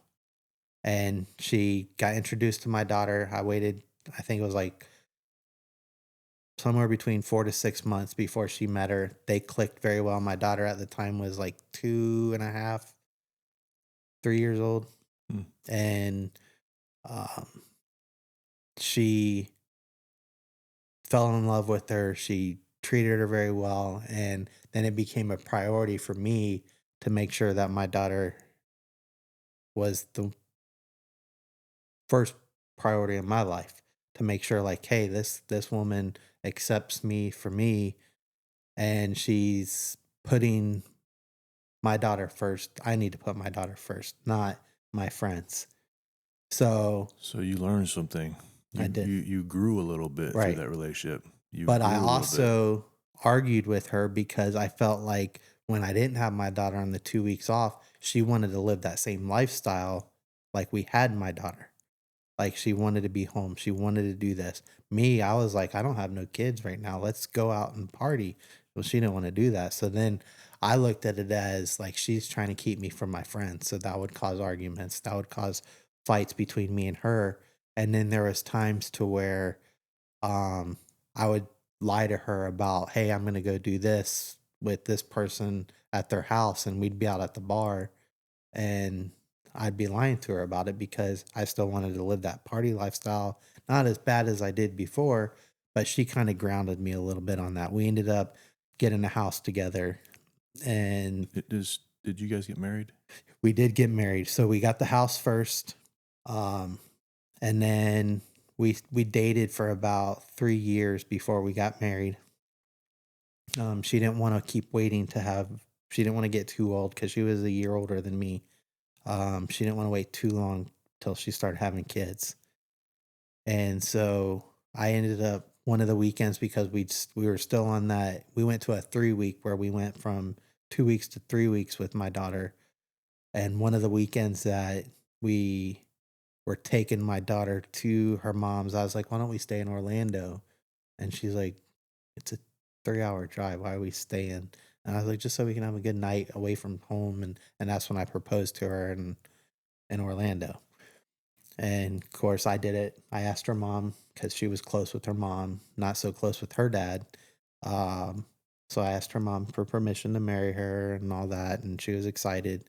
Her mom loves me to death still to this day. We always got along. And so that went on. We ended up getting married, or we lived together for like 5 years, dated, married. Um, and then she ended up getting pregnant. She wanted to get a bigger house, so we sold her house and we moved in with her brother. Well, we first rented a house, and then looked at a few houses, couldn't find the perfect one, ended up moving in with her brother. Well, throughout these years of, I still had that manipulating lifestyle where I needed to lie to her about money, or what I was doing, who I was talking to, or just anything that I still wanted to have my own freedom, but I also wanted to have that lifestyle. Like I had it, but I wasn't fully invested in it yet. Of You want to have a relationship with her like you've had with your daughter up until recently. You want to when you have your daughter for the weekend, spend some time with her. But I need you to, because I still need some me time. Right. That word that I hate. Yep. Like you want her to go away for a weekend so you can have your thing. You're trying to negotiate how you can keep doing what you want to do and have her, but you're not fully committed to her. Right. You just want to have her like you want your daughter every Right. other weekend. Yep. I was able to make her believe that there's times that she was the problem, even though she wasn't. It was really me. I was the problem. Like, Did you know that now, but did you know that then? no, You didn't think I didn't see an issue with it. you didn't think you were manipulating her No. then. You were just doing what you do. Mm-mm. That's kind of scary. Yeah.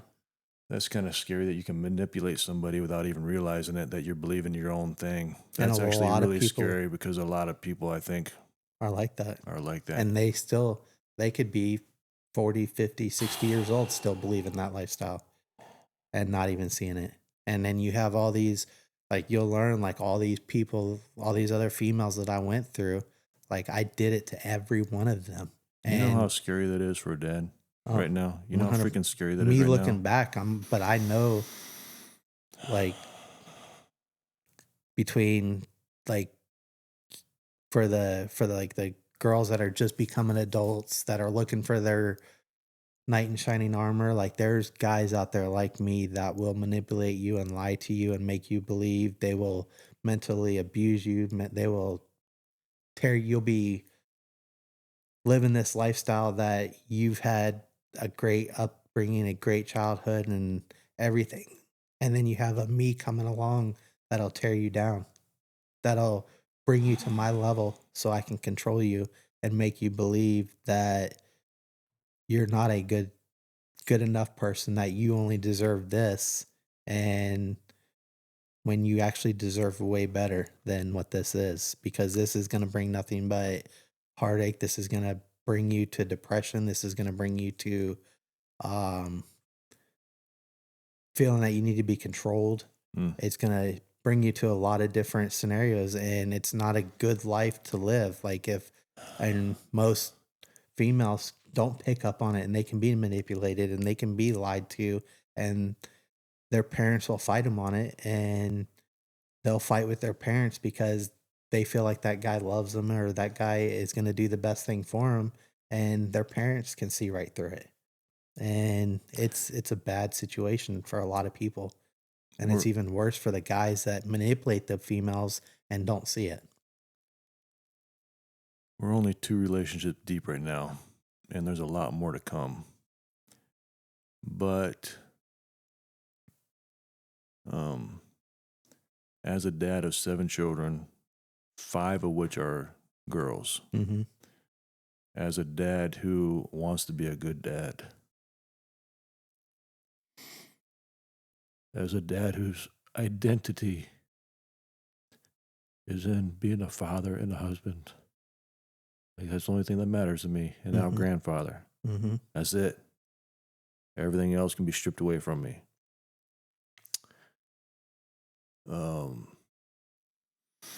Investing in my children the best I know how, raising them the best I know how, showing them the love the best I know how. And then there comes a time where you've done your job and now it's somebody else's turn. Mm-hmm. And you hand that girl off to somebody who you hope carries that same thing that you have, at least the same thing and hopefully more. Now it's different being a dad than it is being a husband. It's a different role. Right. But that same thing, that, hey, you know what? I die for this. Mm-hmm. You follow me? I die for this.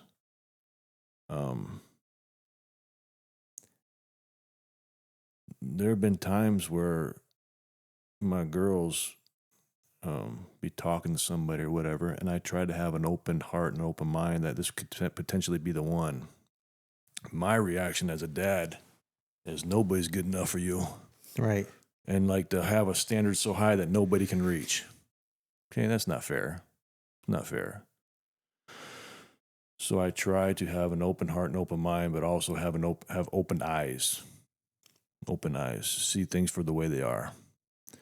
And if I see something that don't line up, tell my daughter, hey baby, ain't the one. Because I want to hand her off to somebody who loves her more than me. Mm-hmm. More than me. No dad wants to raise children to live in his house forever. Right. It's not the way it's intended. Right. You raise them, and then you set them free. Yep. And you want to set them free with the one that's gonna like live a productive life. And we'll get to it maybe, but there was a touch and go time for one of my daughters.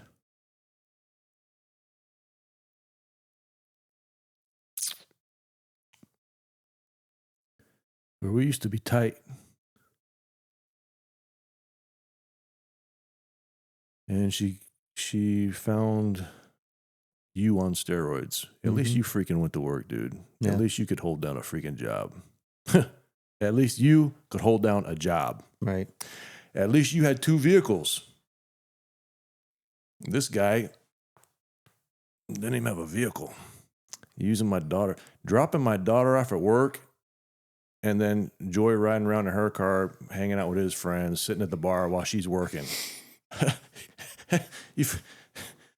Okay. It came within days of them getting married, and how am I supposed to put my blessing on that? Right. When you see the manipulation, when you see the soul getting sucked out of your daughter, when there's a shift in relationship where once you used to be tight and now he's manipulating her against me. You want to know why she's manipulating her against me? Because I'm sorry. I'm the one between her and what he wants. Mm-hmm. I'm that one. Yep. So trying to build that thing between us so that he can get what he wants. Not because he loves her, but because he loves himself. Mm-hmm. And I see through it. And she makes his life easier. She makes his life easier. She found herself a little mangy mutt on the side of the road that she thinks she got to take care of and wash him up and make him, because he needs me. And he just let her do it. Yep.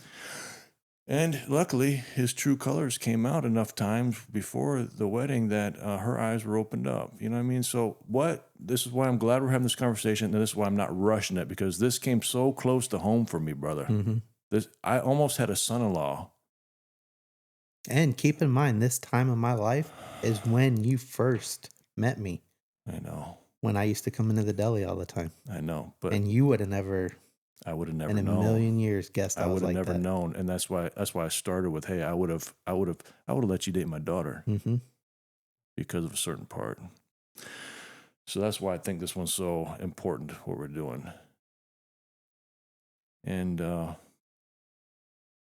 you got some emotion out of me. We don't edit stuff, but I feel like I never said the F-bomb on, but we'll leave it. Whatever, we'll leave it. I'm not whitewashing anything. That's life. We'll leave it. You got some emotion out of me. All right, so relationship number 2. Are we done with this one yet, or is there still stuff here? We moved in with her brother, and it's coming to an end.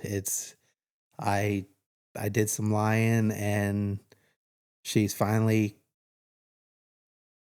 What I didn't realize, she was mentally checked out. She physically checked out, then she emotionally checked out, and then she mentally checked out. So she was done. There was no fixing it. I did my max on the manipulating and lying that I could try and fix it over the years, and I couldn't fix it anymore. You kept saying you're going to change. It'll be better. It never got better. You never changed. So you just wore her down, right. Which is what happened to my daughter. Yeah. And it was one of those things to where she had a job that she had, and then she left that job. She went through the police academy, and I don't know what all they teach in there, but she might have been able to pick up on that manipulating more so. Oh, got it. And so she started, as she's learning her future career. Oh, wow, how to read people. She's looking, reading you. She's looking back at all the years of, I'm going nowhere with this guy. Wow. So me and her split up. We didn't get divorced right away. That first year, I had a lot of anger towards her because what was my comfort, what was my easy going, what kept me away from living at mom's house and always like running back to my mom, like I just hit the reset button again. So now I'm back at my mom's house instead of going out and getting my own house. I ended up having full custody of my daughter at this time. Mm. We went because she started school while we were married with VPK. So I ended up getting full custody of my daughter. My daughter would go away for like summertime and Christmas and all that.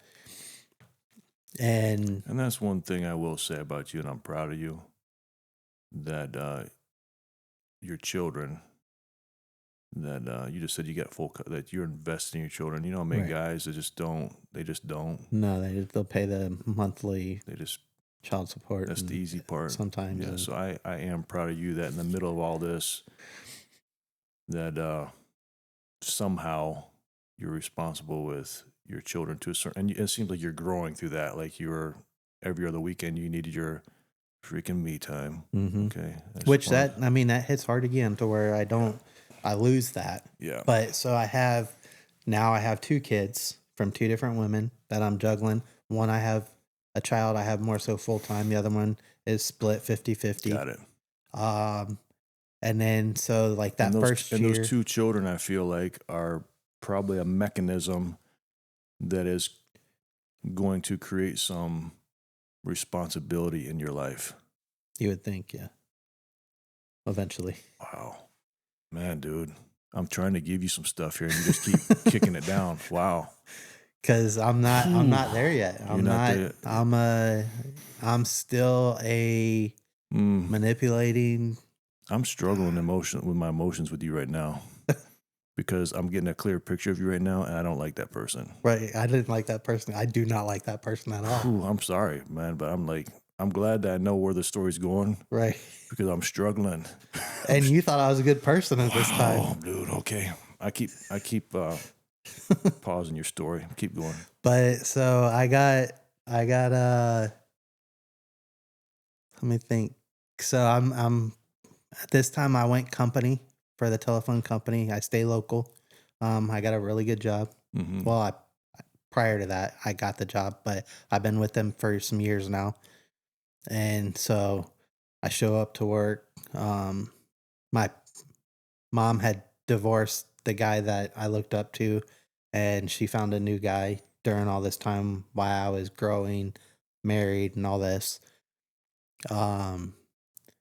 And they had opened up a gun store in Lehigh, and I really took a liking to that. I still partied a lot.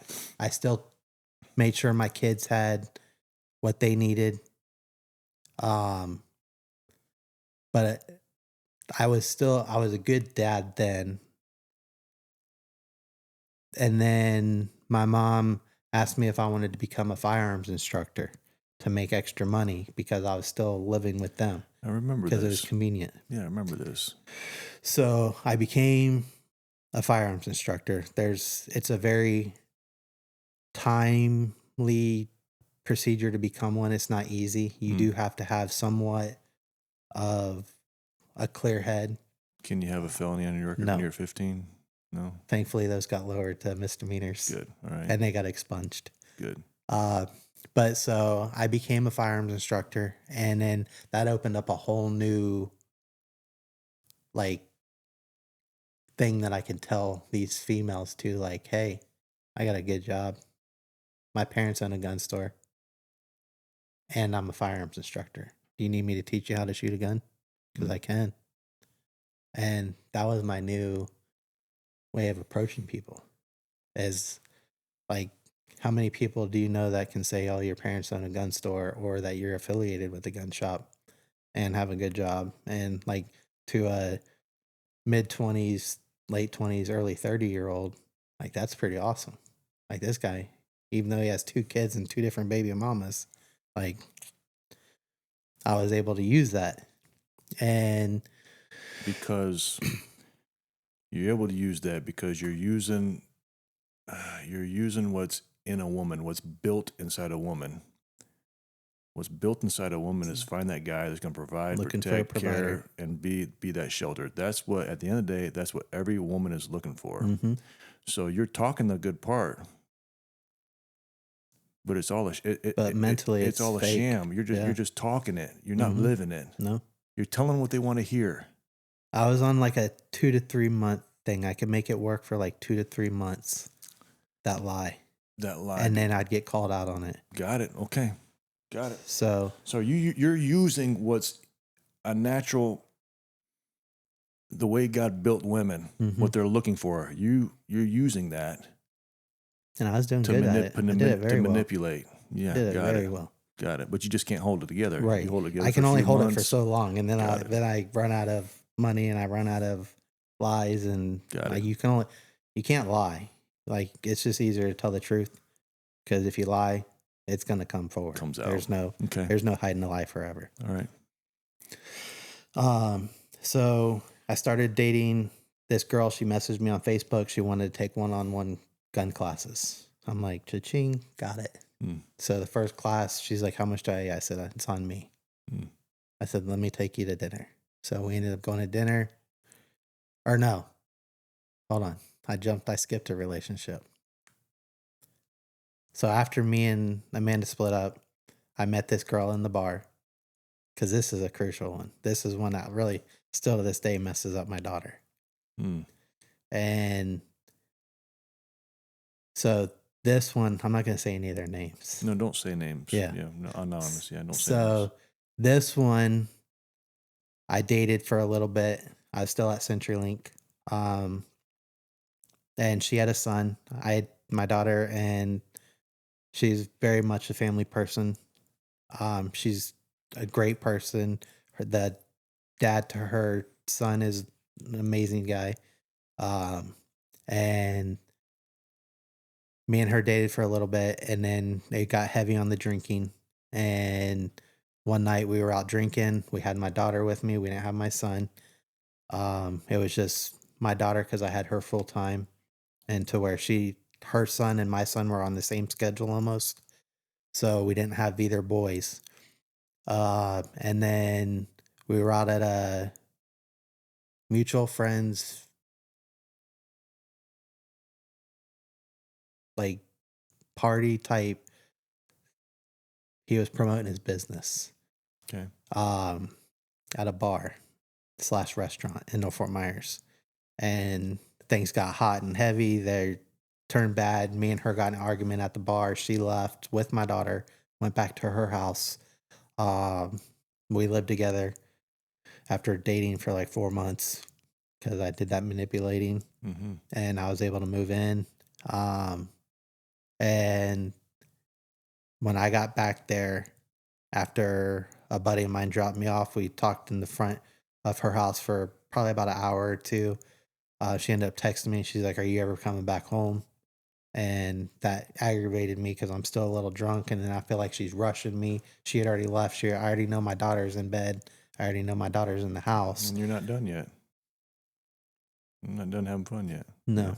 And so me and him, he drops me off.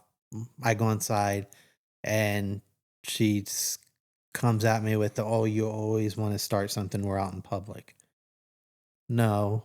And then so we get in a argument, we yell, then it gets physical. First time I ever been hit by a female.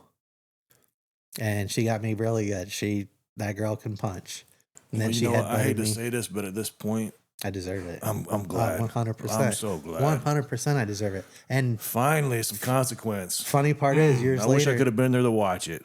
Funny part is years later, like I talked to her not that long ago. Yeah. And I mean, we're talking years later. Wow. And I just wanted to be like, hey, your son, my nephew go to the same school now. If I'm there and you're there, I don't want any. She goes, we were young and dumb. She goes, I have no hard feelings against you. That's cool. So me and her, we're cordial. We're not friends, but I don't have to worry about any kind of future thing. But my daughter was there. My daughter heard all of it. She saw and heard it. Got it.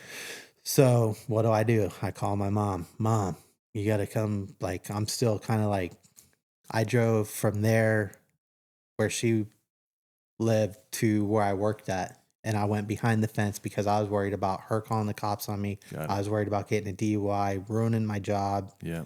And because you can't have a DUI and work for CenturyLink because you got to drive a company vehicle. and I'm at this time I have my um getting ready to start going through my Yeah, you're trained. training Got it. to be an instructor for the NRA. And so I'm stressing about that. And it's like, so you would think like that was a big wake up call right there. You should have been like, hey, this is where you turn your life around and fix it. No. So call my mom. She picks me up, move back in with her.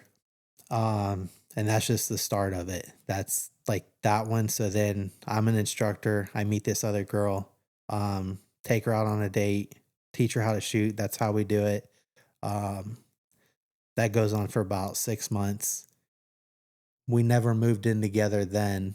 And I was able to, she was one of those that every girl that I've ever dated has always been independent and successful. Like none of them were ever bums. None of them were ever, they came from good upbringings. They've always had like great jobs. They've always had, like I had a, like people would always tell me like, oh, you don't really have a look that you go after, but I didn't physically, but mentally I did. I was looking for that independent, successful woman.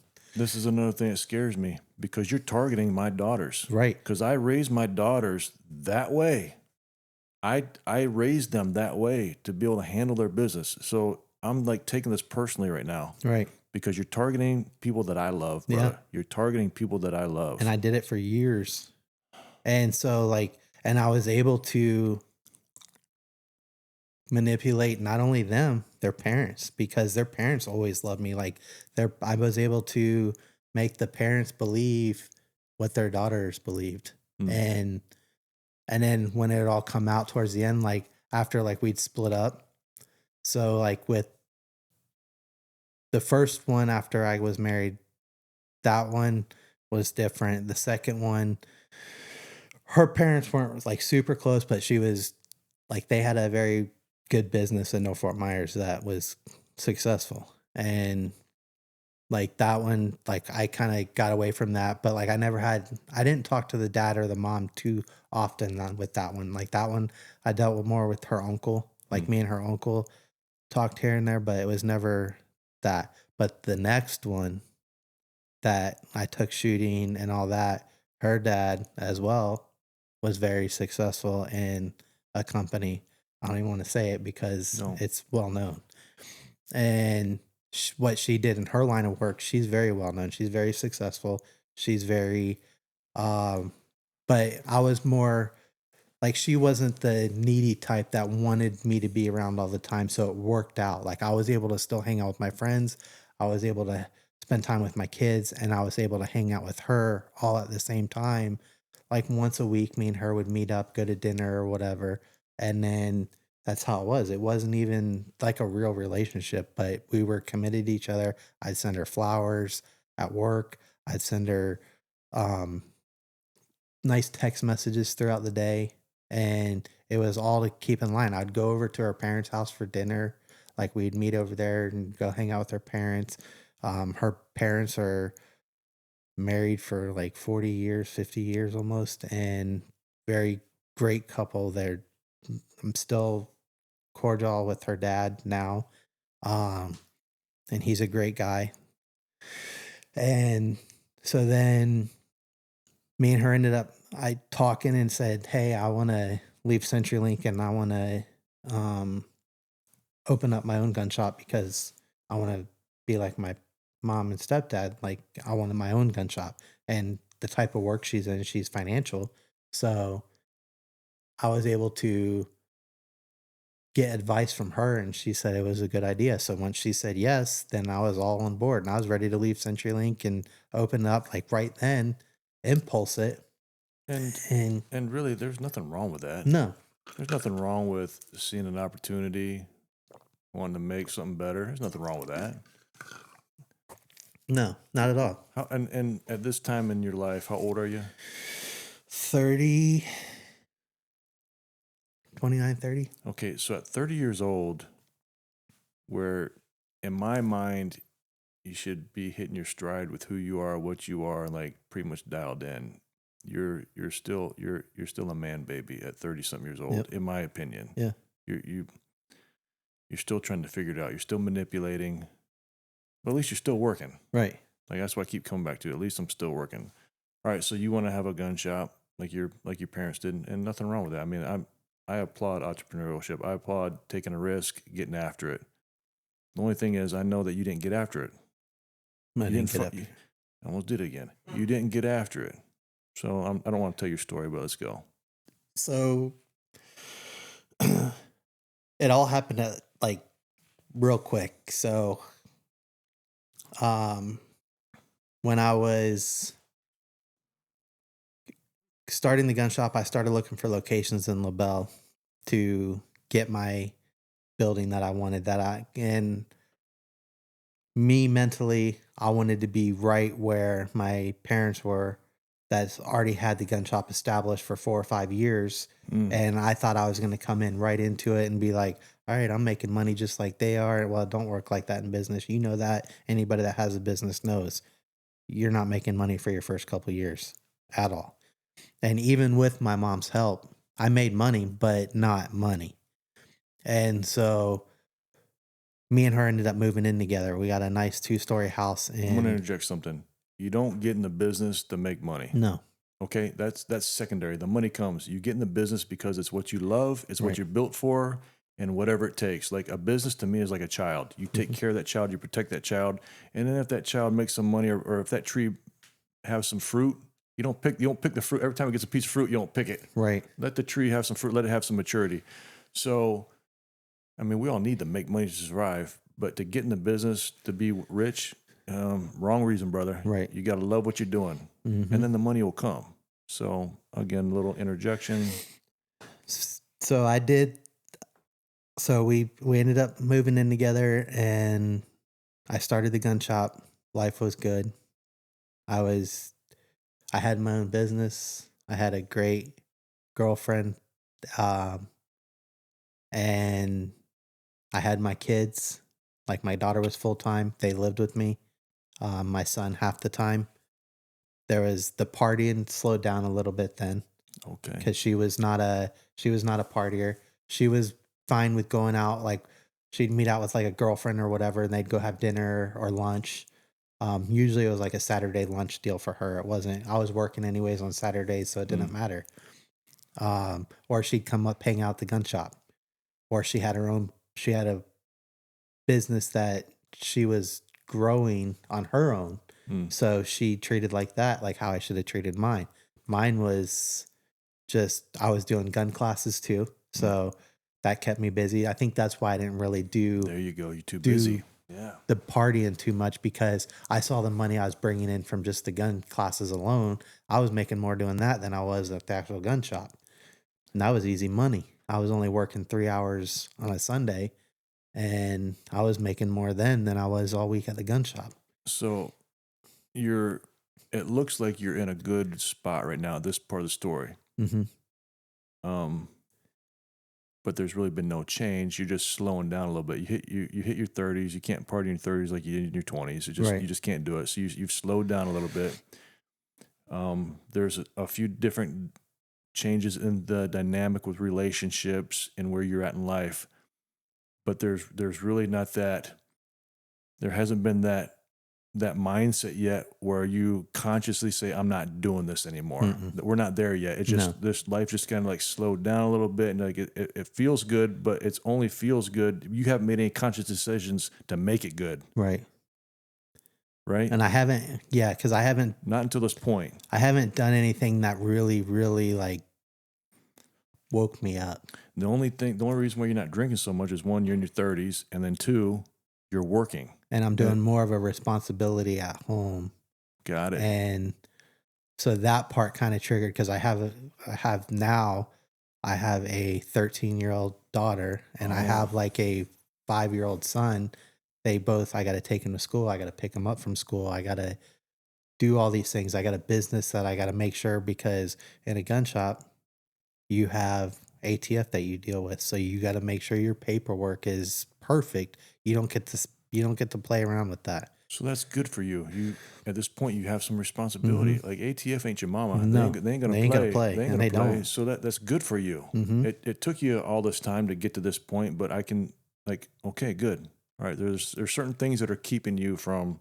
You're thinking twice Right. before hanging out with the guys. You're thinking twice. Yep. Like, how's this going to affect me? My daughter's 13. It's not like a baby anymore. I just put her to sleep and let her sleep. Like she has eyes. She has perception. She's aware. Mm-hmm. Got it. And so like we're doing okay, but me and the girlfriend still have like little issues here and there, nothing crazy. And then I'm at the point in my life to where I'm in my 30s. I have 2 kids. I've been married. I don't really want to get married. I definitely don't want any more kids.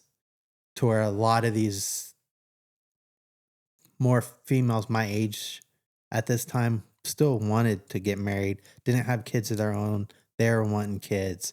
So it was one of those things to where it's like, well, it's not going to work because I'm not having any more. Like, I don't love you enough to give you another kid. In my mind, I don't want a third child. I don't want to have a third baby mama. I don't want that responsibility all over again. I didn't like it the first time. Like it helped. I mean, I loved it, but like on the parent side of it, like certain parts of it, but like it kept me from a lot of things that I was able to go through. And it's not the best way to think, but I knew I made that conscious decision that I wasn't having any more kids. Like I didn't want them. I wasn't putting myself for another child in those situations. And even though you just said that and it didn't paint you in a good light, I'm glad that you're being honest. Right. Because until you're honest, you're stuck in a vortex. You're stuck in a loop. And you can speak to that. So Right. I'm glad you're able to say things that don't make you look in the best light. Right. But man, I sure do appreciate the honesty. It wasn't easy to Wow. say it, but somebody out there needs to hear it because they're living it. And so me and her end up splitting up. Once again, I moved back into mom's house. Me and her separate and get rid of the house. And Can I ask you a question? I don't know how many times it's been you boom back into mama's house, but did mama ever say, hey, listen, dude, or she just keep come back because come then back she's home? back with her grandbabies. Got it. They were right there. And again, I can't fault your mom for that. I mean, a mother's love. Mm-hmm. A mother's love, dude. At least she knows I'm safe. Unconditional. In a way, she knows that, hey, I got to come back home. Hey, at least I know my grandbabies are safe here. I don't have to worry or wonder what. I've seen what my son's done in the past. I don't have to worry about certain things because I know it's at least they're here and they're going to be safe. They're going to be fed. They're going to be bathed. They're going to be taken care of. A dad. I'm just picturing if you were my son. A dad I would tell Karen, he ain't coming back. Right. He ain't coming back. He's got to figure this out. But a mother's love, unconditional love, that door's open no matter what, no matter when, forever. I don't think one's wrong or right. I just think they're different roles. Mm-hmm. I think they're different roles. And maybe that's why God designed it the way men are built, to put a foot down, and the way that mamas are built, no matter what, come home to mama. Right. Because you can manipulate your mama, and a dad that's his wife. Hey, brother, you're manipulating my wife, my person. Figure this out. Like needing that voice to protect her, like the way God designed things, man, wife, children, like the whole way it's supposed to work. We messed all that up. Like human beings messed that up. But there is intent and there is design and structure. Like things are structured a certain way, not randomly, but for a purpose. Man, who loves more than a mama? Mm-hmm. Like your mama, she never, and I was wondering, she never slammed the door on you. No, Come back home with mama. And thank God for mamas. Yeah, I'm glad you had a good one. Yeah, she never told me no. And she should have. She should have. But so we're there and I still have the gun shop, still doing classes. I'm able to do more classes now because I don't have a distraction in my eyes. Got it. So I'm doing people that are signing up at my parents' shop. I'm doing those classes. I'm doing my own that I'm signing up at my store, and it's keeping me busy. Couple nights a week on the weekends. Um, Still hanging out with friends here and there. Nothing too crazy. And then since where my mom lived at and where one of my buddies lived at was like 2 minutes up the road from each other, we started doing like friends gatherings to where it was like a family oriented thing. So at the first time in my friendship side of things, like it became, I was one of the first ones in our friend group that had kids. So a lot of them didn't understand the lifestyle that I should have been living, and it was still a party. But it was the first time to where it was like my kids and a couple of our other friends had kids that we'd all get together and bring our kids and do like a family dinner night, friends dinner night, to where it was like a family oriented. We'd play with Nerf guns and we'd shoot each other with Nerf guns and have, it was just fun. We'd drink a little bit, not get crazy.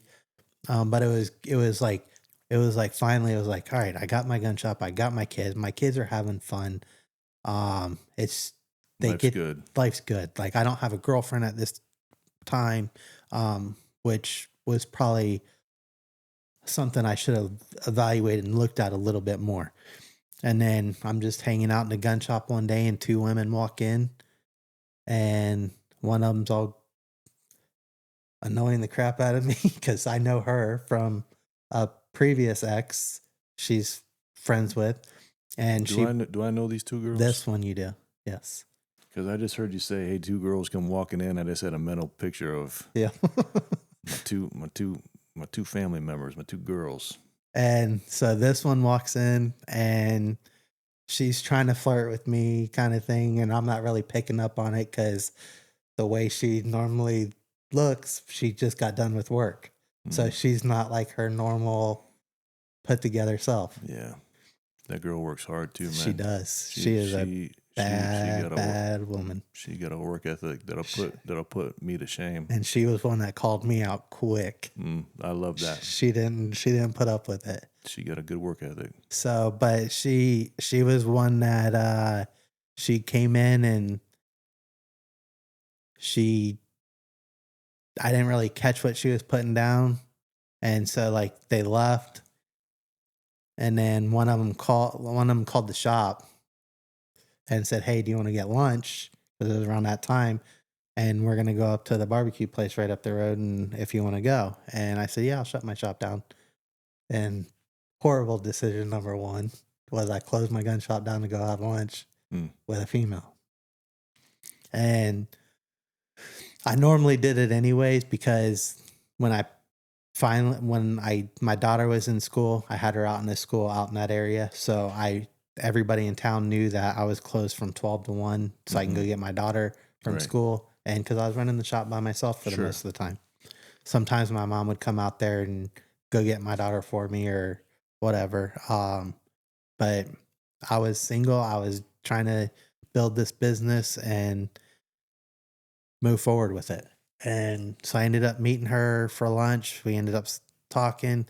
And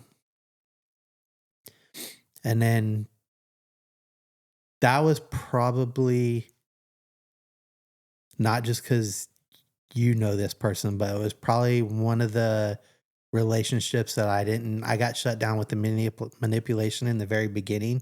So I wasn't able to do my normal lying, and because she caught on to it very quickly. Like she don't play. She don't play. She's smart. And so with this one, I did live with her for a little bit when she had not this place, the other one. And but it was just, she was another one back then, because you're talking 8 years ago, 9.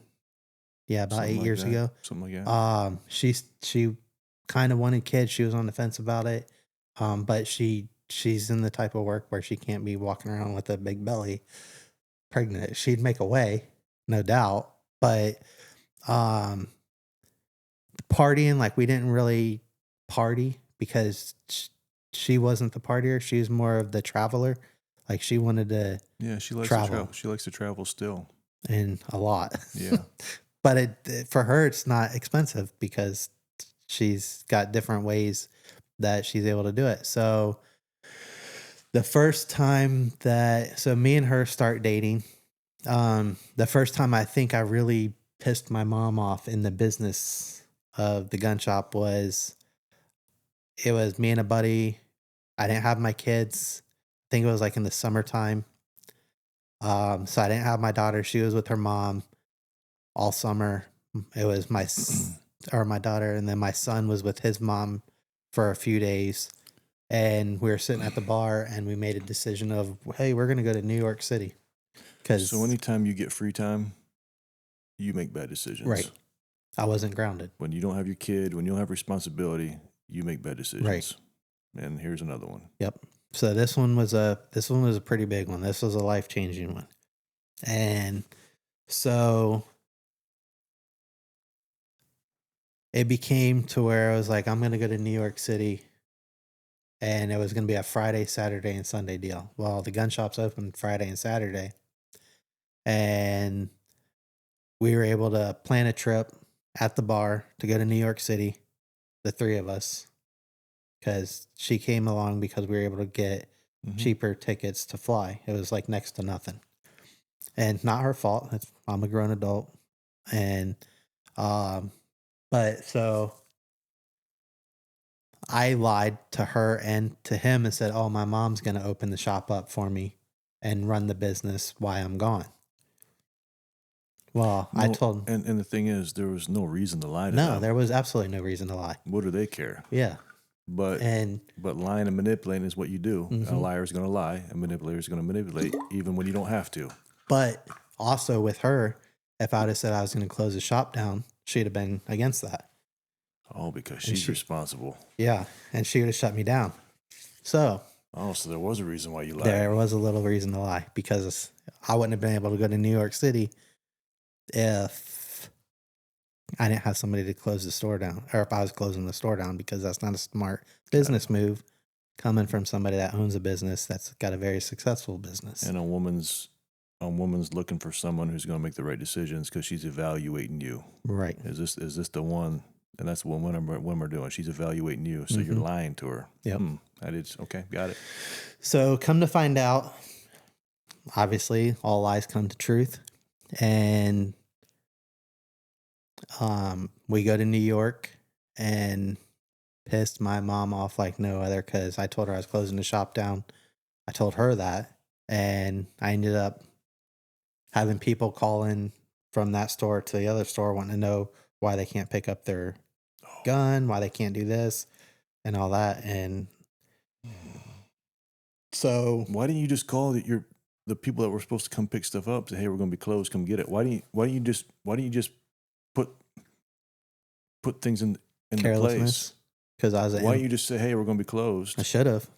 I'd have been a lot better off. Come get your stuff. Like, you just didn't think about it. Or, hey, you're not going to be able to pick it up Friday or Saturday. You can either pick it up Thursday or wait till Monday to get it. You just didn't think about it because you don't think about consequences. No, because knew I was going to. You just want to have a good time for the weekend and it'll work itself out. I didn't have my kids that weekend. I didn't have no responsibility. Got it. Okay. That I thought. I did have a responsibility, but I wasn't treating it as a responsibility. Understood. And so what I didn't know was that Sunday, my mom and stepdad went to the gun shop. My gun shop, cleaned it out. And cleaned it out by taking all the guns out of there. And because I was a 30% owner of their shop and I was a 70% owner of my shop.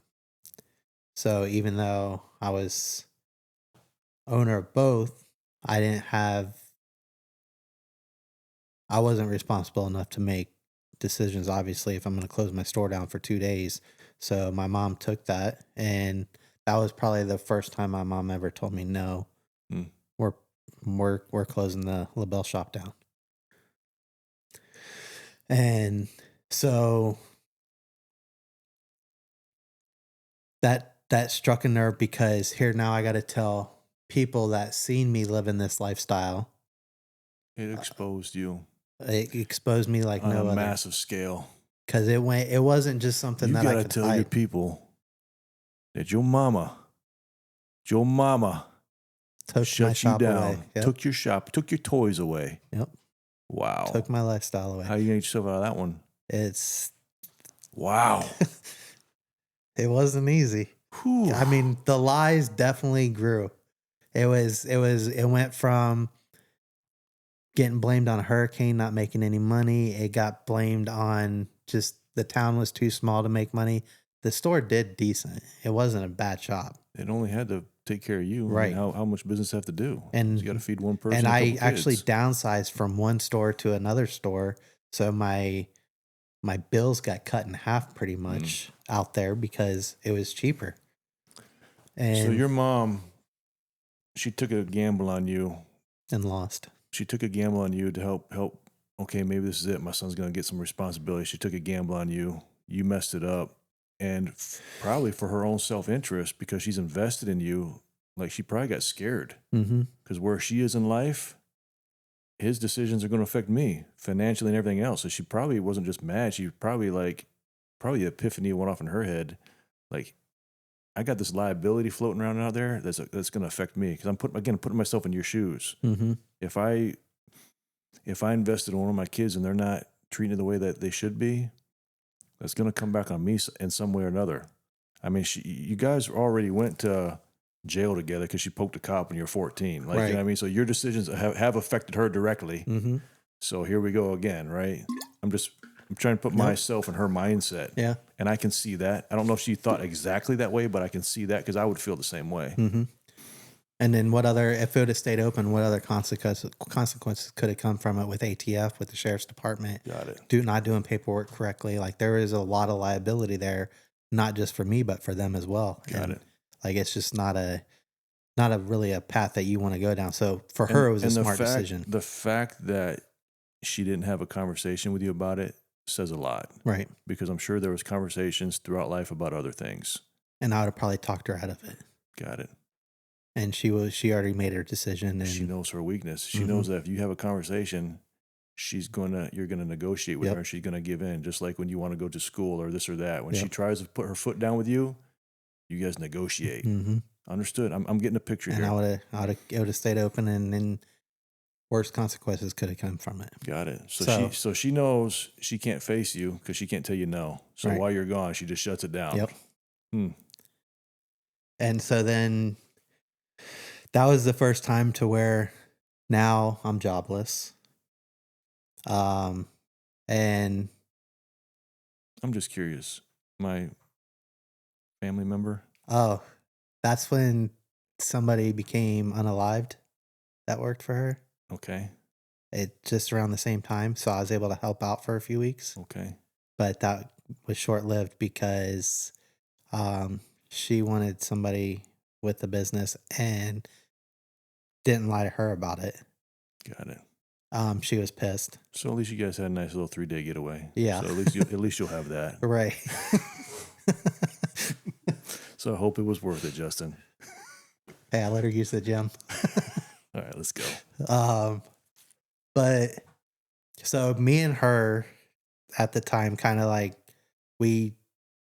she sees through me. Like she knows like I'm a dead end road. Like I'm fun, but like there's no future there. And you guys are still friends. Right. She just knows what's up. Yeah. So me and her kind of part ways, and which is fine. And that's when I hit my first real depression, rock bottom. And this is where it gets like crazy. So like, yeah, it's been crazy, but this is where it becomes a lot more alcohol gets involved. A lot more depression gets involved. So my grandma ends up passing away, and she has a house in the Cape that needs to be emptied, cleared, remodeled, couple things. And before we get into this feels like another transition. Let's take a break. Okay. Because I feel like it's going to be a long one. Right. I'm sorry. I got to you're go. This good. is what happens when you get 50, man. You can't listen. You must have a freaking Superman, like a bladder, like Superman or something over there. Because every time we've taken a break, You just walk around, wait on me, don't even do nothing. Are you drinking enough water, man? Yeah. I'm worried about you. No, I'm good. You're good? All right. This concludes part 1. Stay tuned next week for the conclusion of the conversation with Justin Allen. Still strong, watch me ride